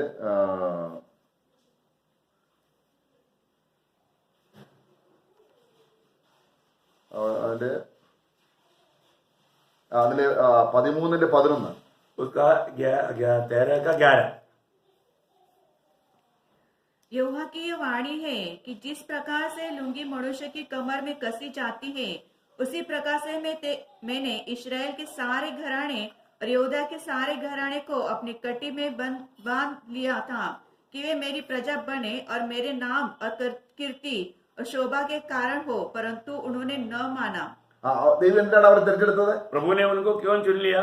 എന്റെ ജനമായിരിക്കണം, मेरा जन बनकर रहना चाहिए, എനിക്ക് കീർത്തിയായിരിക്കണം, मेरा महिमा का कारण बनना चाहिए, എന്റെ പ്രശംസയായിരിക്കണം, मेरा प्रशंसा बनना चाहिए, എന്റെ അലങ്കാരമാകണം. मेरा हमारा अलंकार होना കേട്ടോ, चाहिए। ഇതൊക്കെ ആരാണ് അവരെ വിളിച്ചെടുത്തത്? मतलब उसके लिए प्रभु ने उनको चुना। നമ്മളെ അങ്ങനല്ലേ? हमें भी ऐसे है ना, നമ്മൾ ജനമല്ലാത്തവരായിരുന്നു, हम एक समय में प्रभु के जन नहीं थे, ഇപ്പോൾ നാം ജനമാണ്. परंतु अभी हम प्रभु के जन नहीं, പക്ഷെ വെറും ജനമല്ല, परंतु साधारण जन नहीं, രാജകീയ പുരോഹിത വർഗം. हम प्रभु के लिए राजकीय याजक गण है, നമ്മളത് വായിക്കുന്നുണ്ട്. हम उसको पढ़ते हैं। അപ്പൊ ദൈവത്തിന് പ്രശംസയും ദൈവത്തിന് സന്തോഷവും ആയിത്തീരാം. അപ്പൊ ദൈവജ്ഞാനം ഇല്ലെങ്കിൽ എങ്ങനെ ദൈവം നമ്മളെ വെറുക്കുന്നെങ്കിൽ നമ്മൾ എങ്ങനെ ദൈവത്തിന്റെ പ്രശംസയാവും? हम अगर प्रभु का ज्ञान पा करके प्रभु की इच्छा के अनुसार कार्य नहीं करेगा तो हम कैसा प्रभु का प्रशंसा मिलेगा? അപ്പൊ ദൈവത്തിന് അറപ്പുള്ളത് ഞാനും അറപ്പെന്ന് പറയത്തോളം ജ്ഞാനം ഉണ്ടാകണം. मतलब जिस बात से प्रभु नफरत करता है उस बात को मैं भी नफरत करने लायक हमें ज्ञान होना चाहिए। അപ്പൊ യഹൂദന്മാര് ദൈവത്തിന്റെ ജനമായിട്ടും യേശുക്രിസ്തു അവരെ നിരസിച്ചു. परंतु यहूदी लोग प्रभु का जन होने के बावजूद भी उन्होंने परमेश्वर को इनकार। അവർ പറഞ്ഞു, നിങ്ങൾ മനുഷ്യർക്ക് മാനം കിട്ടുന്ന രീതിയിൽ അന്യോന്യം ബഹുമാനിക്കുന്നു, ദൈവത്തിൽ നിന്നുള്ള മാനം നിങ്ങൾ അന്വേഷിക്കുന്നില്ല. और प्रभु यीशु ने इसलिए उनके बारे में कहा कि तुम आपस में आदर पाने के लिए तुम मनुष्य की दृष्टि में योग्य वो काम को करता है, परंतु परमेश्वर से आदर पाने के लिए परमेश्वर की दृष्टि में जो योग्य वो काम नहीं करता। അപ്പൊ തന്റെ ജനം വിശുദ്ധ ജനമായിരിക്കണം. इसका मतलब प्रभु का लोग पवित्र लोग रहना चाहिए। അപ്പൊ എപ്പോഴും കർത്താവ് ലേവ്യ പുസ്തകം പറയുന്നത്, ഞാൻ വിശുദ്ധനായതുകൊണ്ട് നിങ്ങൾ വിശുദ്ധരായിരിക്കണം. हम लेवी की किताब में बार बार इस बात को पढ़ता है कि जैसा मैं तुम्हें चुनने वाला या बुलाने वाला पवित्र है, वैसे तुम भी पवित्र बना रहना। ഞാൻ ജ്ഞാനിയായതുകൊണ്ട് നിങ്ങൾ ജ്ഞാനിയായിരിക്കണം. इसलिए जैसा मैं ज्ञानी है तो वैसा तुम भी ज्ञानी बनना। ഞാൻ ദയയുള്ളവനായതുകൊണ്ട് നിങ്ങൾ ദയയുള്ളവനായിരിക്കണം. मैं दयालु है इसलिए तुम भी दयालु बनना। ഞാൻ സ്നേഹമുള്ളവനായതുകൊണ്ട് നിങ്ങൾ സ്നേഹമുള്ളവനായിരിക്കണം. मैं प्रेमी है इसलिए तुम भी प्रेम करना। പ്രിയമുള്ളവർ, ഈ ജ്ഞാനം, കാരണം നമ്മൾ അല്ലെങ്കിൽ ദുഷ്ടനായ സാത്താൻ ആയിരിക്കുന്നത് പോലെ നമ്മളും ദുഷ്ടരാകും. സാത്താൻ കരുണയില്ലാത്തതുപോലെ നമ്മൾ കരുണയില്ലാത്തവരാകും. സാത്താൻ ദയയില്ലാത്തവനെ പോലെ നമ്മളും ദയയില്ലാത്തവരാകും. ഏതെങ്കിലും ഒന്ന് ആയിത്തീർന്നുകൊണ്ടിരിക്കും. प्रियो, हमें अगर ये स्वर्गीय ज्ञान नहीं है तो हम जैसा प्रभु जो प्रेम है, प्रभु जो दयालु है, प्रभु जो ज्ञानी है, उस जैसा बनना चाहिए। परंतु ऐसा अगर नहीं है तो शैतान वो एकदम मूर्ख है, वो एकदम क्रोधित है, वो एकदम दूसरे को धोखा देने वाला है। हम इनमें से एक ना एक तो बनते जाएगा। കർത്താവിന്റെ സഭാസ്ഥാപനത്തോടുള്ള ബന്ധത്തിൽ നമുക്കറിയാം, ഒട്ടും ജ്ഞാനമില്ലാത്തൊരു സഭയായിരുന്നു കൊരിന്ത് സഭ. जब परमेश्वर की मंडलियों के बारे में प्रभु जब मंडली तैयार करते थे, उस समय में जो कुरिन्थ मंडली के लोग जो है वो बिल्कुल वो ज्ञानी लोग नहीं थे। പൗലോസ് അവരോട് ചോദിക്കണം, നിങ്ങൾ ശേഷം മനുഷ്യരെ പോലെ അല്ലയോ? अभी उनको उनका कामों को देख करके पौलुस बोलता है कि क्या तुम भी और लोगों के जैसा नहीं? നിങ്ങളിൽ ഒരു പ്രശ്നമുണ്ടായില്ല തീർക്കാൻ തക്ക ജ്ഞാനി ഇല്ലയോ? क्योंकि तुम्हारे बीच में कोई अगर समस्या होता है तो उसको सोल्व करने के लिए तुम्हारे बीच में कोई ज्ञानी नहीं है എന്ന് क्या? പറഞ്ഞാൽ ദൈവജ്ഞാനം ഉള്ളവൻ ഇല്ലയോ? इसका मतलब परमेश्वर का ज्ञान पाया हुआ लोग नहीं है क्या? നിങ്ങൾ ലോക മനുഷ്യർ പോലെ വഴക്കുണ്ടാക്കുന്നു, അവരുടെ പക്ഷം പിടിക്കുന്നു, ഇവരുടെ പക്ഷം പിടിക്കുന്നു. നിങ്ങൾ കേവലം ശിശുക്കളാണ്. നിങ്ങൾക്ക് രാജ്യഭാരം ഭരിക്കാൻ തക്കവണ്ണം, കാരണം നിങ്ങളെ ലോകത്തെ ഭരിക്കാനും അതുപോലെ ലോകത്തെ ന്യായം വിധിക്കാനും ദൂതന്മാരെ വിധിക്കാനുമാണ് ദൈവം വിളിച്ചത്. പക്ഷെ നിങ്ങൾ ആ ലെവലിലേക്ക് ദൈവജ്ഞാനം പ്രാപിച്ചില്ല. अभी यहाँ पर वो बोलता है कि तुम लोग एक दूसरे का पक्ष में होकर के कार्य करते हो। तुम लोग जबकि स्वर्गदूतों को भी न्याय करने के लिए बुलाया, परंतु उस मुलाकात के योग्य तुम ज्ञानी बनते नहीं जा रहे। तुम ये क्या करते हो? അപ്പൊ നിങ്ങൾ ജഡീകരല്ലോ. अभी भी तुम शारीरिक है। അപ്പൊ നമുക്ക് ദൈവജ്ഞാനം വന്നിട്ട് हमें प्रभु का ज्ञान मिलने के बाद ദൈവത്തിന് അറപ്പുള്ള കാര്യം എന്താണെന്ന് തിരഞ്ഞെടുക്കേണ്ട ഒരു ജനമാണ് ദൈവത്തിന്റെ ജനം. जो भी बात जो प्रभु को नफरत है वो बात को हमें भी चुनना चाहिए कि हमारे प्रभु को जो नफरत का काम हमारे जीवन में ना हो। അപ്പൊ ദൈവം നേരിട്ട് ഭരിക്കാനാണ് യഹൂദന്മാരെ കുറിച്ച് ഉദ്ദേശിച്ചത്, ഇസ്രായേലിനെ उद्देश्यത്. क्योंकि प्रभु मतलब इसराइल के लोगों को प्रभु राजा होकर राज करना चाहता था, അപ്പൊ അവർ പറഞ്ഞു ഞങ്ങൾക്ക് രാജാവ് വേണം. परंतु उन लोगों ने कहा नहीं, हमको एक अलग राजा चाहिए। എന്നാ ദൈവം പറഞ്ഞു ശരി കൊടുക്ക. तब प्रभु ने बोला ठीक है, उनको राजा दो। എന്നാ ദൈവം പറഞ്ഞു, എന്നാൽ ഒരു കാര്യം ചെയ്യണം, ഞാൻ ശമൂവേലിനോട് പറയുകയാണ്, നീ രാജധർമ്മം പറഞ്ഞ് കേൾപ്പിക്കണം. परंतु तुम्हें एक काम करना है करके प्रभु शमूएल को कहता है कि तुम राजा का नियमों को उन्हें पढ़कर सुनाना. ദൈവത്തിന്റെ വചനത്തിന്റെ അല്ലെങ്കിൽ ന്യായപ്രമാണത്തിന്റെ ഒരു കോപ്പി അവന്റെ കയ്യിൽ എപ്പോഴും ഉണ്ടായിരിക്കണം. और वो राजा का हाथ में प्रभु का व्यवस्था का एक कॉपी रहना चाहिए. അവൻ നിരന്തരം അത് വായിക്കണം. और वो निरंतर वो वचनों को पढ़ना चाहिए. ദൈവജനത്തെ ഭരിക്കണമെങ്കിൽ അവൻ ദൈവവിഷയമായ ജ്ഞാനിയാകണം. क्योंकि परमेश्वर का लोगों का न्याय करने के लिए स्वर्गीय बातों पर उन्हें ज्ञानी होना चाहिए. മറ്റൊന്ന്, നിനക്ക് കുതിരകൾ അധികം ഉണ്ടാകാൻ പാടില്ല. और तुम्हें ज्यादा घोड़ा नहीं होना चाहिए. നീ കുതിര വാങ്ങാനായിട്ട് മിസ്രൈമിലേക്ക് പോയാൽ അവിടെയുള്ള പലരെയും കാണും, അവര് തിന്നുന്നത് തിന്നും. അങ്ങനെ നീ എന്റെ രാജ്യം അശുദ്ധമാക്കും. यदि तुम घोड़ा लेने के लिए मिस्रैम की ओर जाएगा तो वहां के भोजन खाएंगे और उधर का रीति मतलब देखेंगे और जानेंगे और करेंगे तो तुम अपने लोगों को अपवित्र करेंगे. അപ്പം രാജാവ് ജ്ഞാനി അല്ലെങ്കിൽ പിന്നെ പ്രജകൾ എങ്ങനെ ജ്ഞാനിയാകും? जब राजा ज्ञानी नहीं है तो फिर प्रजा कैसे ज्ञानी होगा? ദർശനമില്ലാത്തടത്ത് ജനം വഴികെട്ടി നടക്കുന്നു. जहाँ पर दर्शन नहीं वहां पर लोग चित्र पित्र होता है. എസ്കേലിന്റെ സമയമായപ്പോൾ അല്ലെങ്കിൽ അതിനു മുമ്പേ തന്നെ ഈ ജനം അടുത്തുള്ള അശൂർ രാജാക്കന്മാരെ കണ്ടിട്ട് ഇവിടുത്തെ രാജാക്കന്മാരെ അത് മോഹിക്കുകയാണ്. एसेकिएल का समय से पहले अशूर राजाओं को देख करके ये लोग क्या करता है, उनकी मोह करता है. അവിടെ നമുക്കൊരു വാക്യം വായിക്കാം. എസ്കേൽ പ്രവചനം 23 അധ്യായം. जब वहां पर एक वचन पढ़ेंगे एसेकिएल नबी किताब 23 अध्याय അതിന്റെ 12 13 വാക്യങ്ങൾ. उसका 12-13 वचन. वह अपने आशुरी पहाड़ी पड़ोसियों पर मोहित होती थी, जो सब के सब अति सुंदर वस्त्र पहनने वाले और घोड़ों के सवार मन भावने जवान अधिपति और सब प्रकार के प्रधान थे. तब मैंने देखा कि वह भी अशुद्ध हो गई. നോക്കുക, കണ്ടപ്പോഴേക്കും ഇവിടെ അശുദ്ധി. मतलब इन लोगों ने सिर्फ देखा तभी उनके जीवन में अशुद्धि आया. അവരുടെ താവ് പറഞ്ഞിട്ടുണ്ട്, प्रभु ने कहा അന്യദേശങ്ങളിലെ പോലെ നിങ്ങൾ ആകരുത്. अन्य जातियों का रीति या देश का रीति तुम नहीं सीखना. അവരുടെ വസ്ത്രധാരണം, उनके जो पहनाव, അവരുടെ ലൈഫ് സ്റ്റൈൽ, उनका जीवन का रीति, നിങ്ങൾ അങ്ങനെയുള്ള ഒരു സ്ഥലത്ത് നിന്ന് നിങ്ങളെ ഞാൻ വീണ്ടെടുത്തതാണ്.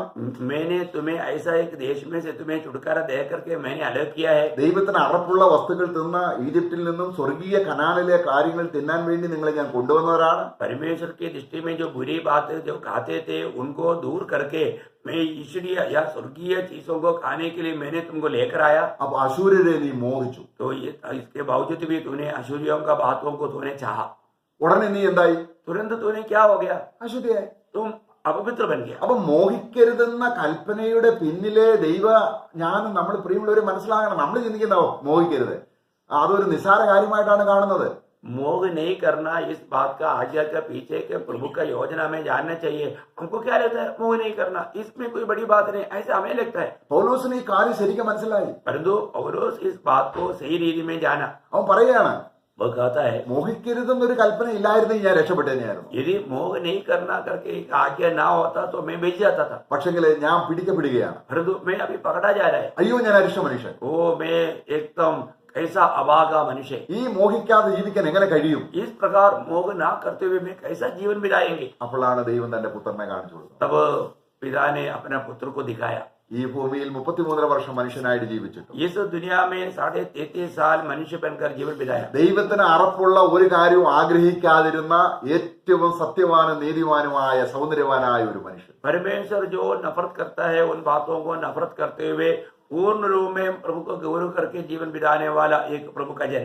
ആ മനുഷ്യൻ वो प्रभु का जन, എന്ന് പറഞ്ഞാൽ ആ ദൈവത്തിന്റെ പുത്രൻ वो परमेश्वर का पुत्र, പൗലോസിന്റെ ഉള്ളിൽ വന്നു. वो पौलुस के जीवन में आया. അപ്പോൾ നമ്മള് റോമലേഖനം 7:24-25 അയ്യോ ഞാൻ അരിഷ്ട മനുഷ്യൻ ആർ വിടുവിക്കും എന്ന് പറഞ്ഞിട്ട് താൻ ഉടനെ പറയുന്നത്, എന്റെ കർത്താവായ യേശു ക്രിസ്തു നിമിത്തം ദൈവത്തിന് സ്തോത്രം.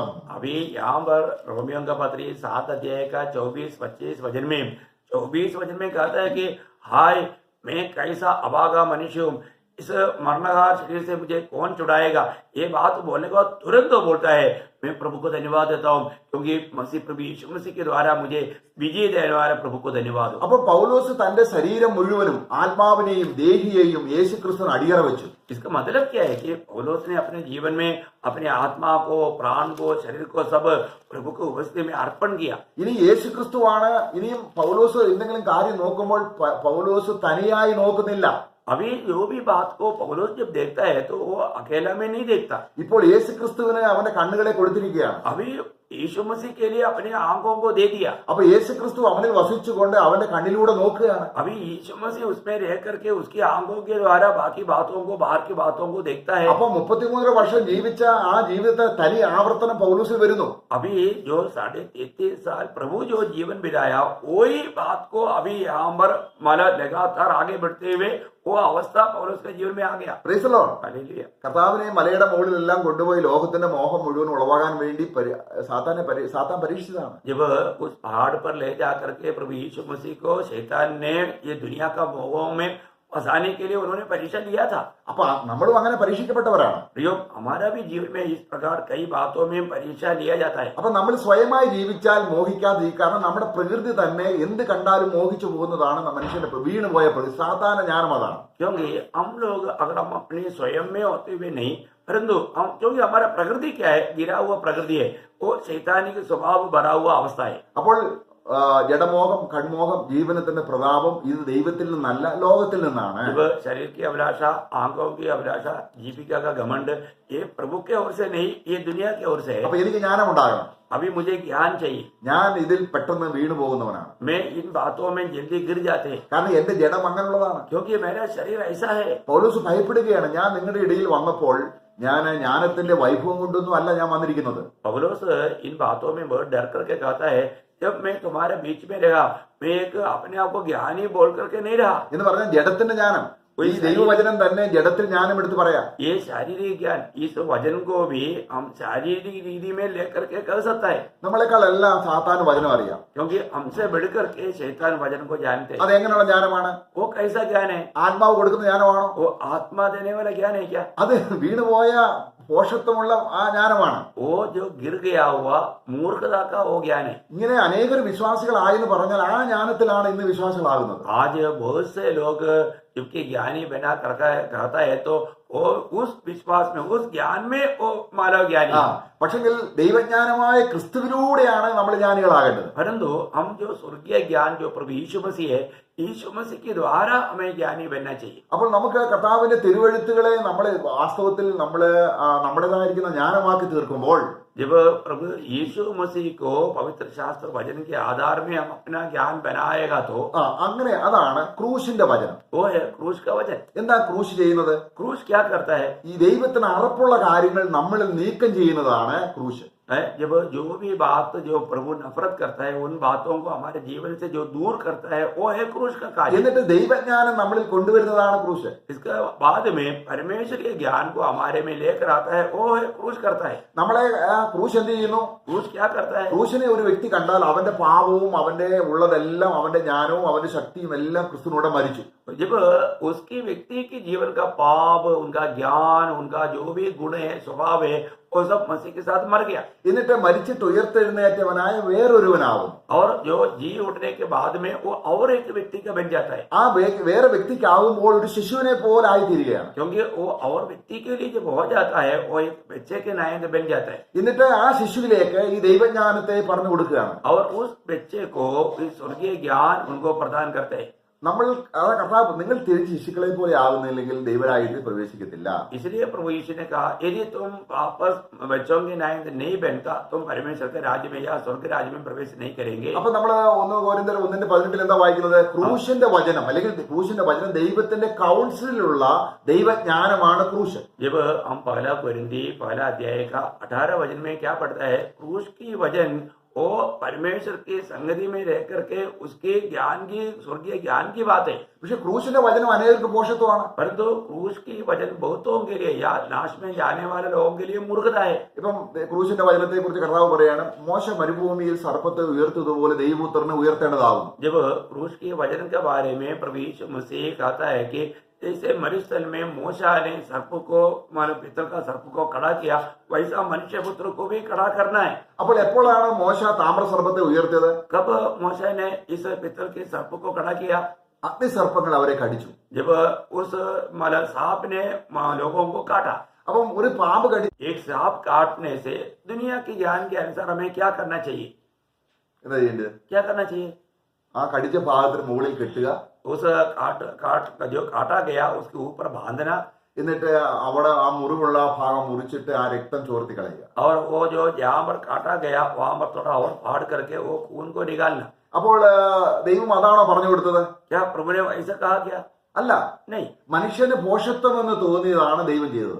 जो मनुष्य के दृष्टि में मूर्खता है वही काम प्रभु ने यहाँ पर किया. ദൈവം എന്താ പറഞ്ഞത്? प्रभु ने क्या किया? നിങ്ങൾ കടിച്ച പാമ്പിന്റെ ഒരു രൂപം പിച്ചള കൊണ്ടുണ്ടാക്കണം. तुम लोगों ने जो काटा हुआ उस सांप का रूप तुम पित्तल से बनाना. എന്നിട്ട് അതിനെ നടുവിൽ നാട്ടണം. इसके बाद में उसको ऊंचाई में बीच में खड़ा करना. എന്നിട്ട് കടി ഏറ്റവൻ എന്ത് ചെയ്യണം? और जो काटा गया वो व्यक्ति क्या करना चाहिए? ആ പാമ്പിനെ നോക്കണം. उस पित्तल के सांप को देखना. അത് ആ പാമ്പിന് വിഷമില്ല. उस सांप में कोई जहर नहीं. എന്നാൽ ദൈവത്തിന്റെ വഴി ഇതാണ്. परंतु परमेश्वर का मार्ग यही है. കടിയേറ്റവനെല്ലാം നോക്കി രക്ഷപ്പെട്ടു. जो भी सांप काटा गया जिसने उसके और देखा वो बच गया. അത് ജ്ഞാനമാണോ? ബുദ്ധി മാനുഷിക ജ്ഞാനമാണോ? ये मनुष्य के तरफ से एक ज्ञान है क्या? അല്ല.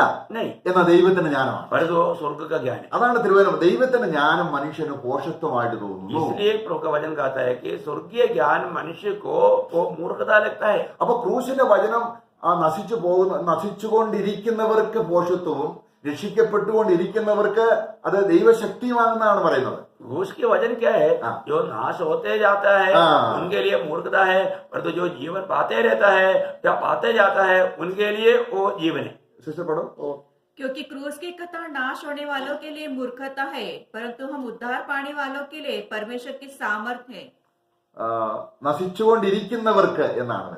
मतलब वहां पर नाश होने वालों के लिए जो लिखा है उसका ऐसा नहीं, जो नाश होते जाता है उनके लिए അവർക്ക് പോഷത്വമാണ്. उनके लिए वो मूर्खता है. നമ്മൾ രക്ഷിക്കപ്പെട്ടു, ശരിയാണ്, ആ ജ്ഞാനത്തിലേക്ക് വന്നു. എന്നാൽ ഇനിയും ജ്ഞാനം പ്രാപിച്ചുകൊണ്ടേയിരിക്കുക, രക്ഷിക്കപ്പെട്ടുകൊണ്ടേയിരിക്കുകയാണ്. परंतु हमने उद्धार पाया, हमने वो ज्ञान पाया, हम उद्धार पाते ही रहता है.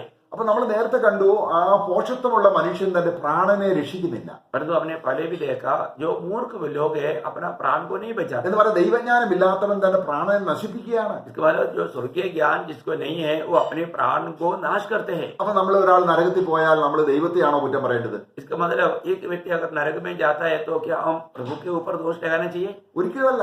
कभी नहीं. അവൻ സ്വയം നരകത്തിലേക്ക് പോകാൻ തീരുമാനമെടുത്ത് അവനെ തന്നെ നശിപ്പിച്ചുകൊണ്ടിരിക്കുകയാണ്. क्योंकि वो एक निर्णय लिया कि मैं नरक में ही जाऊंगा, वो अपने आप को नाश करते जा रहा है. നമ്മൾ ഉദാഹരണമായിട്ട് നമ്മള് ഒരു ഭയങ്കരമായിട്ട് സ്മോക്ക് ചെയ്യുന്ന ഒരു വ്യക്തി, अगर हम एक उदाहरण सोचेंगे, हमेशा एक चेन स्मोकर व्यक्ति, അയാൾക്ക് സ്മോക്ക് ചെയ്ത് പുള്ളി ലങ്സ് എല്ലാം കേടുവന്നു. और वो ऐसा सिगरेट पीते पीते उनका पूरा लिवर जो है खराब हो गया. അങ്ങനെ ഇരിക്കുമ്പോഴാണ് ആള് രക്ഷിക്കപ്പെടുന്നത്. उस समय में वो उद्धार पाया, കർത്താവ് രക്ഷകനായി സ്വീകരിച്ചു, प्रभु को अपना उद्धारकर्ता ग्रहण किया. രക്ഷിക്കപ്പെട്ടു എന്നുള്ളത് കൊണ്ട് അവന്റെ ശ്വാസകോശത്തിന്റെ ആ ദോഷവശം അതിൽ നിന്ന് രക്ഷപ്പെടണമെന്നില്ല. उद्धार पाया इसलिए उनका जो भी मान दिल में आया हुआ या उस लिवर में आया हुआ उस बीमारी से छुटकारा पाना चाहिए, कोई जरूरी नहीं. കാരണം ദൈവം അവനെ ആ രീതി സൗഖ്യമാക്കിയെങ്കിൽ വേറൊരു കാര്യം. പക്ഷെങ്കിൽ प्रभु अगर उनको चंगाई दिया है तो एक अलग बात है, परंतु ഇവൻ ചെയ്ത പാപത്തിന്റെ ഫലം ഇവൻ അനുഭവിക്കണം. उन्होंने जो पाप किया वो पाप का फल उसको उठाना पड़ेगा. അത് അവൻ ശരീരത്തിൽ ജീവിച്ചിരിക്കുമ്പോൾ. और वो शरीर में रहते रहते. എന്നാൽ രക്ഷ എന്താണ്? परंतु उद्धार क्या है? മരിച്ചു കഴിഞ്ഞ് നരകത്തിൽ പോകുന്നതാണ് കർത്താവ് രക്ഷിക്കുന്നത്. मतलब जो मरने के बाद जो नरक में जाता है उससे प्रभु बचाता है. അപ്പൊ നമ്മൾ ചിന്തിക്കുന്നത് രക്ഷിക്കപ്പെട്ടാൽ എന്ത് പാപം ചെയ്താലും പ്രശ്നമില്ലെന്നാണ്. कई बार कई लोग सोचता है कि उद्धार पाने के बाद में कोई भी पाप करेगा तो कोई फर्क नहीं पड़ता करके कई लोग सोचते हैं. ദൈവത്തിന്റെ ജ്ഞാനം നമുക്കില്ലാത്തത് കൊണ്ടാണ്. प्रियो, वो परमेश्वर का ज्ञान हमारे में ना होने के कारण है. നാം തീയോടാണ് കളിക്കുന്നത്. क्योंकि हम आग के साथ खेल रहे हैं. നമുക്ക് ആ ദൈവജ്ഞാനം കിട്ടിയാൽ, अगर हमें उस स्वर्गीय ज्ञान मिलने के बाद, ഒരു കുഞ്ഞ് ജ്ഞാനമില്ലാത്തത് കൊണ്ടാണ് കത്തുന്ന മെഴുതിരിയിലേക്ക് വിരൽ കൊണ്ടുപോകുന്നത്. एक छोटा बच्चा वो मोमबत्ती के और क्यों अपना अंगुली लेकर जाता है, उनको ज्ञान नहीं. അപ്പൊ പാപമാണ് തീപ്പൊയ്ക നയിക്കുന്നത്. क्योंकि जब पाप हमें नरक की आग की ओर बढ़ाता है. അപ്പൊ നമ്മൾ എത്ര ലോകത്തിന് ജ്ഞാനിയാണെങ്കിലും ഇവൻ പിന്നെയും പാപം ചെയ്തുകൊണ്ടിരിക്കും. കാരണം അവന് ജ്ഞാനമില്ല. क्योंकि दुनिया का कितना भी बड़ा ज्ञानी क्यों ना हो, क्योंकि वो पाप करते रहता है, क्योंकि उनको ओरिजिनल ज्ञान नहीं. എന്നാൽ ദൈവത്തിന്റെ ജ്ഞാനം ഉള്ളിൽ വരുമ്പോൾ, परंतु जब स्वर्ग का ज्ञान जब हमारे अंदर आएगा, ഇത് തീക്കളിയാണ്.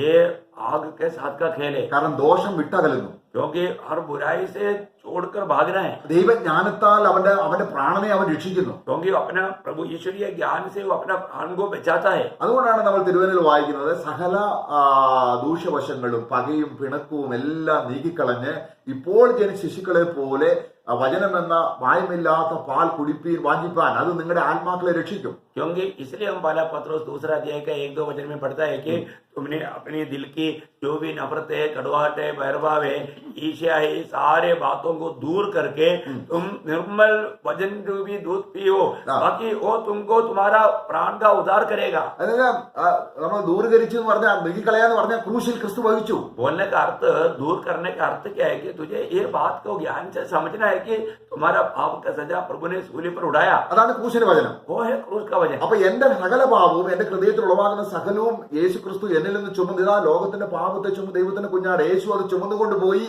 അങ്ങനെ എന്റെ ഹൃദയം ശൂന്യമായപ്പോൾ ഞാൻ ഒരു പുതിയ ജ്ഞാനം പ്രാപിക്കാൻ ശിശുസഹജമായ രീതിയിൽ എന്റെ ഹൃദയം ഒരു പുതിയ ആരംഭത്തിലേക്ക് വന്നു. जब मैं सुसमाचार सुनने के समय में मैंने ये बात को जाना, मेरे सारे पापों को प्रभु यीशु मसीह सूली पर उठाकर लेकर गया, तब क्या हो गया, मेरा हृदय एकदम खाली होकर के एक बच्चे के नायंद मेरा हृदय बना. मैं एक बच्चे का स्वभाव में मैं बदल गया. ഇനി അവന്റെ ജ്ഞാനം ദൈവം കൊടുക്കുന്നതാണ്. अभी जो भी बात है उसका ज्ञान जो है वो स्वर्ग देता है. ഏത് തെരഞ്ഞെടുക്കണം ഏത് തെരഞ്ഞെടുക്കണ്ട എന്ന് ദൈവമാണ് ആത്മാവാണ് പറഞ്ഞു കൊടുക്കുന്നത്. ആത്മാവിനാൽ നയിക്കപ്പെടുന്നു. अभी क्या चुनना चाहिए, क्या नहीं चुनना चाहिए, ये प्रभु के आत्मा उसको अगुवाई करके बताता है. പരിശുദ്ധാത്മാവിനാൽ നയിക്കപ്പെടുന്നവരെല്ലാം ദൈവത്തിന്റെ മക്കളാണ്. क्योंकि जितने लोग पवित्र आत्मा की चलाए चलते हैं वही परमेश्वर का जन है. ഇപ്പൊ ദൈവത്തിന്റെ ജ്ഞാനമാണ്. अभी परमेश्वर का ज्ञान है. നേരത്തെ സാത്താന ജ്ഞാനമായിരുന്നു. पहले शैतानी ज्ञान था. എത്ര വ്യത്യാസം. कितना फर्क है. നമ്മൾ രക്ഷിക്കപ്പെടുമ്പോൾ സാത്താന്റെ അധികാരം ദൈവത്തിന്റെ അധികാരത്തിലേക്ക് അല്ലെങ്കിൽ ഇരുട്ടിൽ നിന്ന് വെളിച്ചത്തിലേക്ക്. हम उद्धार पाता है तो शैतान के अधिकार से परमेश्वर के अधिकार के नीचे और अंधकार से ज्योति में. നമ്മൾ യാക്കോബ് ലേഖനം 1:21 കൂടെ വായിക്കാം. जब याकूब का पत्री पहला अध्याय का 21 वचन भी हम पढ़ेंगे.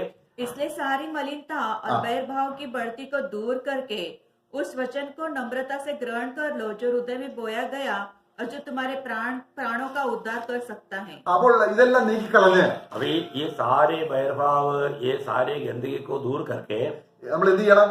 हमें क्या करना, ആ ബോയ പോവ വചൻ परमेश्वर का वचन जो हमारे दिल में बोया അത് നമ്മൾ സൗമ്യതയോടെ ഹൃദയത്തിലേക്ക് അക്സെപ്റ്റ് ചെയ്യണം. वो नम्रता से हमारे हृदय में स्वीकारना. നമ്മൾ തെസ്സലോനിക്കയിലെ വിശ്വാസികളെ കാണുക വളരെ കഷ്ടം അനുഭവിച്ചിട്ടും അവർ പരിശുദ്ധാത്മാവിന്റെ സന്തോഷത്തോടെ വചനം സ്വീകരിച്ചുകൊണ്ടേയിരുന്നു. जब थिस्सलुनीकिया मंडली के लोग बहुत से क्लेश में होने के बावजूद भी वो लोग पवित्र आत्मा के आनंद में वो परमेश्वर का वचन को स्वीकारते गया. അപ്പൊ വചനം സ്വീകരിക്കുമ്പോൾ എന്ത് കിട്ടുന്നു? इस वचन को स्वीकारने के समय में हमें क्या मिलता है? നമുക്ക് ദൈവത്തിന്റെ ജ്ഞാനം കിട്ടുന്നു. हमें स्वर्ग का ज्ञान मिलता है. Praise the Lord. Praise the Lord. അങ്ങനെ നമ്മൾ ജ്ഞാനികളായിക്കൊണ്ടിരിക്കുകയാണ്. ഇന്നലത്തേക്കാൾ ഇന്ന് ജ്ഞാനമായി. इस रीति में हम कल से बढ़कर के आज ज्ञानी बनते जा रहा है. कल से बढ़कर के आज ज्ञानी बन चुका है. അപ്പൊ ഇന്നലത്തേക്കാൾ ഇന്ന് ദോഷം വിട്ടകലാൻ ജ്ഞാനം കിട്ടി. आज कल से बढ़कर के आज बुराई से दूर रहने के लिए प्रभु ने हमें ज्ञान दिया. പക്ഷെ ഈ ലോകത്തിന്റെ പ്രഭുവിന് അത് ഇഷ്ടമല്ല. परंतु ये दुनिया का ईश्वर को वो बिल्कुल पसंद नहीं. അതുകൊണ്ട് ജഡമോഹം കൺമോഹം ജീവനത്തിന് എന്തെങ്കിലും കണ്ട് മോഹിച്ച് മലിനരായി പോകുക. കാരണം പലർക്കും മോഹിച്ചിട്ടും അവർ മലിനരായെന്ന് അവർക്ക് അറിയത്തില്ല. इस दुनिया की मोह में शरीर की अभिलाषा, आंखों की अभिलाषा, जीविका का घमंड, इस प्रकार का पाव में गिरा करके उनको, कई लोग पाव में गिर गया पर उनको मालूम नहीं. നമ്മൾ മോഹിച്ചാൽ മലിനരായി തീരും. हम जब मोह करेगा तो हम अशुद्ध बन जाएगा. അവിടെ നമ്മള് മീഖ പ്രവചനം 4-ാം അധ്യായം मीका नबी किताब उसका 4 अध्याय അവിടെ 11-ാം വാക്യത്തിൽ ഇങ്ങനെയുണ്ട്. उसका 11 वचन में ऐसा है. मीका 4 का 11. അവിടെ ഈ ജനം മലിനരായി പോയാൽ ദൈവം അവരെ കൈവിടുമെന്ന് ഈ ജാതികൾ പറയുക. जब ये लोग अगर अशुद्ध बनेगा तो परमेश्वर उनको छोड़ देगा करके जाति के लोग गवाही देता है. അപ്പൊ ഈ ഇസ്രായേൽ മക്കൾ പറയുകയാണ് യഹോവ വിടുവിക്കും, യഹോവ വിടുവിക്കും. इसराइल के लोग क्या बोलता है? प्रभु हमें छुड़ाएगा, प्रभु हमें छुड़ाएगा. അപ്പം അവിടെ അതിന്റെ 10-ാം വാക്യം അതാ പറയുന്നത്. उसका 10 वचन में वही बात बोलते हैं, ഞങ്ങളെ ദൈവം രക്ഷിക്കും. हमें परमेश्वर छुड़ाएगा. എന്നാ 11-ാം വാക്യം പറയുകയാണ് पर तो 11 वचन कहता है, ജാതികൾ പറയുകയാണ്. जाति के लोग कहता है. 11-ാം വാക്യം उसका 11 वचन. अब बहुत सी जातियां तेरे विरुद्ध इकट्ठी होकर तेरे विषय में कहेंगी, सिय्योन अपवित्र की जाएगी और हम अपनी आंखों से उसको निहारेंगे. നോക്കുക, ഈ ജനം മലിനരായി പോയാൽ ये लोग जब अशुद्ध बन जाएगा, ഇവർ യഹോവയാൽ തന്നെ നശിക്കുന്നത് നമുക്ക് കാണാൻ പറ്റുമെന്ന്. यहोवा के द्वारा ये नाश किया जाएगा, वो बात हम देख सकेंगे. അത് ആർക്കറിയാം? ये किसको मालूम? ജാതികൾക്കറിയാം, जाति के लोग भी ये जानते हैं, സാത്താൻ അറിയാം. शैतान जानते हैं, കാരണം നമുക്കറിയാം യഹോവ യുദ്ധം മുഴുവൻ യഹോവയ്ക്കുള്ളതാണ്. क्योंकि हम जानते हैं कि लड़ाई प्रभु का है. പക്ഷെങ്കില് ഇസ്രായേൽ മക്കൾ എത്രയോ പ്രാവശ്യം തോറ്റു. परंतु हम देखते हैं कि इसराइल के वो कितनी बार हार गया. യോശുവയുടെ ദൈവം പറയുകയാണ്, നീ ഒരിക്കലും തോൽക്കില്ല. योशुआ को प्रभु कहता है तुम कभी हारेगा नहीं. യോശുവയുടെ പുസ്തകം 1-ാം അധ്യായം. जब वो पहला अध्याय में योशुआ पहला अध्याय में प्रभु कहता है, പക്ഷേ യോശുവയുടെ പുസ്തകം 7-ാം അധ്യായത്തിൽ എന്താ സംഭവിച്ചത്? परंतु योशुआ 7 अध्याय में क्या हुआ? യോശുവ ആകെ ഇത് പോയി, കർത്താവ് എന്തുകൊണ്ട് ഇങ്ങനെ സംഭവിച്ചു? योशुआ इतना टूट गया कि हे प्रभु ऐसे क्यों हुआ? യോശുവയെ, നീ നിയമം ലംഘിച്ചു. क्योंकि योशुआ को आता है कि तुम लोगों ने नियम तोड़ दिया. നീ അവനെ എന്ത് ചെയ്യണം? കണ്ടുപിടിക്കണം, ആരാണ്. तो इसलिए कौन गलती किया उसको तुम्हें ढूंढ कर निकालना है. ആഹാനെ കണ്ടു. और उन्होंने आखिर में आखान को पकड़ा. ആഹാനോട് ചോദിക്കുകയാണ് യോശുവ, आखान को योशुआ पूछता है, നീ എന്ത് ചെയ്തു മകനെ? तूने क्या किया बेटे? ഞാൻ മോഹിച്ചു. मैंने मोह किया. നോക്കുക, ജനം മുഴുവനും ദൈവത്തിന്റെ നാമം അപമാനപ്പെട്ടു. देखिए मतलब हर गया और प्रभु का जन निंदित हुआ. അപ്പൊ അവിടെ അവൻ ആ മോഹിച്ചു എന്നുള്ളതിനെ കുറിച്ചുള്ള ആ പദം ഇങ്ങനെയാണ്. അതേ കാര്യമാണ് നമ്മള് കർത്താവിനെ സ്നേഹിക്കാത്തവൻ ശപിക്കപ്പെട്ടവൻ എന്ന് പറഞ്ഞിരിക്കുന്നിടത്തും പറഞ്ഞിരിക്കുന്നത്. जब जो मोह किया हुआ व्यक्ति श्रापित है, वही बात को जो प्रभु को प्रेम नहीं करता वो श्रापित है करके वहां पर हम लोग पहला कुरिन्थी उसका 16 अध्याय का 22 में बढ़ता है. അവിടെ ആഹാർ ഉപയോഗിക്കുന്ന അതേ കാര്യമാണ്, മോഹിച്ചു. അപ്പൊ മോഹിച്ചാൽ ശപിക്കപ്പെടും. കാരണം കർത്താവിനെ അല്ലാതെ വേറെ എന്തിനെയോ മോഹിക്കുക എന്ന് പറഞ്ഞാൽ സ്നേഹിക്കുക. मतलब मोह करने का अर्थ प्रेम करना. जब प्रभु को छोड़ करके और किसी से हमने प्रेम किया या मोह किया तो वो श्रापित है. നമ്മളിൽ നിന്ന് ആരുടെ ജ്ഞാനമാണ്? आज हमारे में किसका ज्ञान है? അതുകൊണ്ട് ദാനിയേലിലും നീ ജ്ഞാനിയാണോ? दानिയേൽ से बढ़कर तू ज्ञानी है करके करके प्रभु पूछता है. പക്ഷെങ്കിൽ ഈ അരുണാദയ പുത്രനായ സാത്താനേക്കാളിലും നമ്മൾ ഒരു വിശ്വാസി ജ്ഞാനിയാണ്. प्रियो, इस शैतान से बढ़कर के एक सादा विश्वासी भी वो ज्ञानी है. കാരണം നമ്മൾ കൊലോസ്യ ലേഖനം 2-ാം അധ്യായം വായിക്കുകയാണ്, അവരിലല്ലോ ദൈവത്തിന്റെ സർവ്വജ്ഞാനവും ഗുപ്തമായിരിക്കുന്നത്. हाँ, हम कोलोसियों 2 अध्याय का 3 वचन में पढ़ता है कि उसमें परमेश्वर का सारा ज्ञान गुप्त रीति में रहता है. ആ കർത്താവാണ് നമ്മുടെ ജ്ഞാനമായി. आज वो प्रभु यीशु मसीह हमारा ज्ञान बन गया. 1 कोरिन्ത്യർ 1:30 കൂടെ വായിച്ച് അവസാനിപ്പിക്കുകയാണ്. जब पहला कुरिन्थी पहला अध्याय का 30 वचन को पढ़ करके हम समाप्त करेंगे. पहला कुरिन्थी पहला अध्याय का 30 वचन. നിങ്ങളോ yes. परंतु उसी की ओर से तुम मसीह यीशु में हो, हाँ। जो परमेश्वर की ओर से हमारे लिए ज्ञान ठहरा, अर्थात धर्म और पवित्रता और छुटकारा. Praise the Lord. നമ്മൾ പിതാവായ ദൈവത്താൽ ക്രിസ്തുയേശുവിൽ ഇരിക്കുന്നു. प्रियो, हम स्वर्गीय पिता की ओर से हम मसीह यीशु में रहता ഈ है ജ്ഞാനം വേണം. और ये ज्ञान चाहिए. നേരത്തെ ഞാൻ ലോകത്തിലായിരുന്നു, पहले मैं दुनिया में था, നശിച്ചു പോകുന്ന ജ്ഞാനം. नाश में जाने वाला ज्ञान. ഇത് നശിക്കാത്ത ജ്ഞാനം. और ये ज्ञान कभी भी नाश नहीं होने അത് वाला ज्ञान. ദൈവത്തിന്റെ മഹാകരുണയാൽ എന്നെ ക്രിസ്തുവിൽ പിതാവാക്കി വെച്ചു. ये प्रभु की बड़ी दया के कारण मुझे मसीह में रखा. എന്നിട്ട് ഈ ക്രിസ്തു എനിക്ക് ആരാണ്? और ये मसीह मेरे लिए എന്റെ कौन है? ജ്ഞാനമാണ്, वो मेरा ज्ञान है, എന്റെ ജീവനാണ്, मेरे जीवन है, എന്റെ വിശുദ്ധിയാണ്, मेरे भी पवित्रता എന്റെ है, നീതിയാണ്, मेरा धार्मिकता है, എന്റെ വീണ്ടെടുപ്പാണ്. मेरा छुटकारा है. അപ്പൊ എന്റെ നീതിയും വിശുദ്ധിയും എനിക്ക് ആരാധിക്കാൻ പറ്റും. मेरा धार्मिकता और पवित्रता में हम प्रभु की आराधना कर पाएगा. Praise the Lord. Praise the Lord. കാരണം ദൈവം തന്റെ പുത്രനെ എന്റെ നീതിയായിട്ട് ദൈവത്തിന് നന്ദി പറയുമ്പോൾ ദൈവത്തെ ആരാധിക്കുന്നത് ഇതൊക്കെയും കണ്ടിട്ടാണ് ദൈവമേ ഇങ്ങനെ എന്നോട് കരുണ തോന്നിയല്ലോ. क्योंकि प्रभु ने अपने पुत्र को मेरे लिए धार्मिकता ठहराया, हाँ। इसलिए हे प्रभु आप मेरे लिए ये सारे काम किया. ഇങ്ങനെ ആരാധിക്കുമ്പോൾ സുബരായ യാഗമായി വിശുദ്ധന്റെ പ്രാർത്ഥന ദൈവസന്നിധിയിലേക്ക് ഉയരുന്നു. जब इस रीति में प्रभु को हमारा सब कुछ जान करके जब हम प्रभु को स्तुति करता है वो एक सुगंधदायक बलिदान होकर के वो प्रभु के उपस्थिति में उठता है.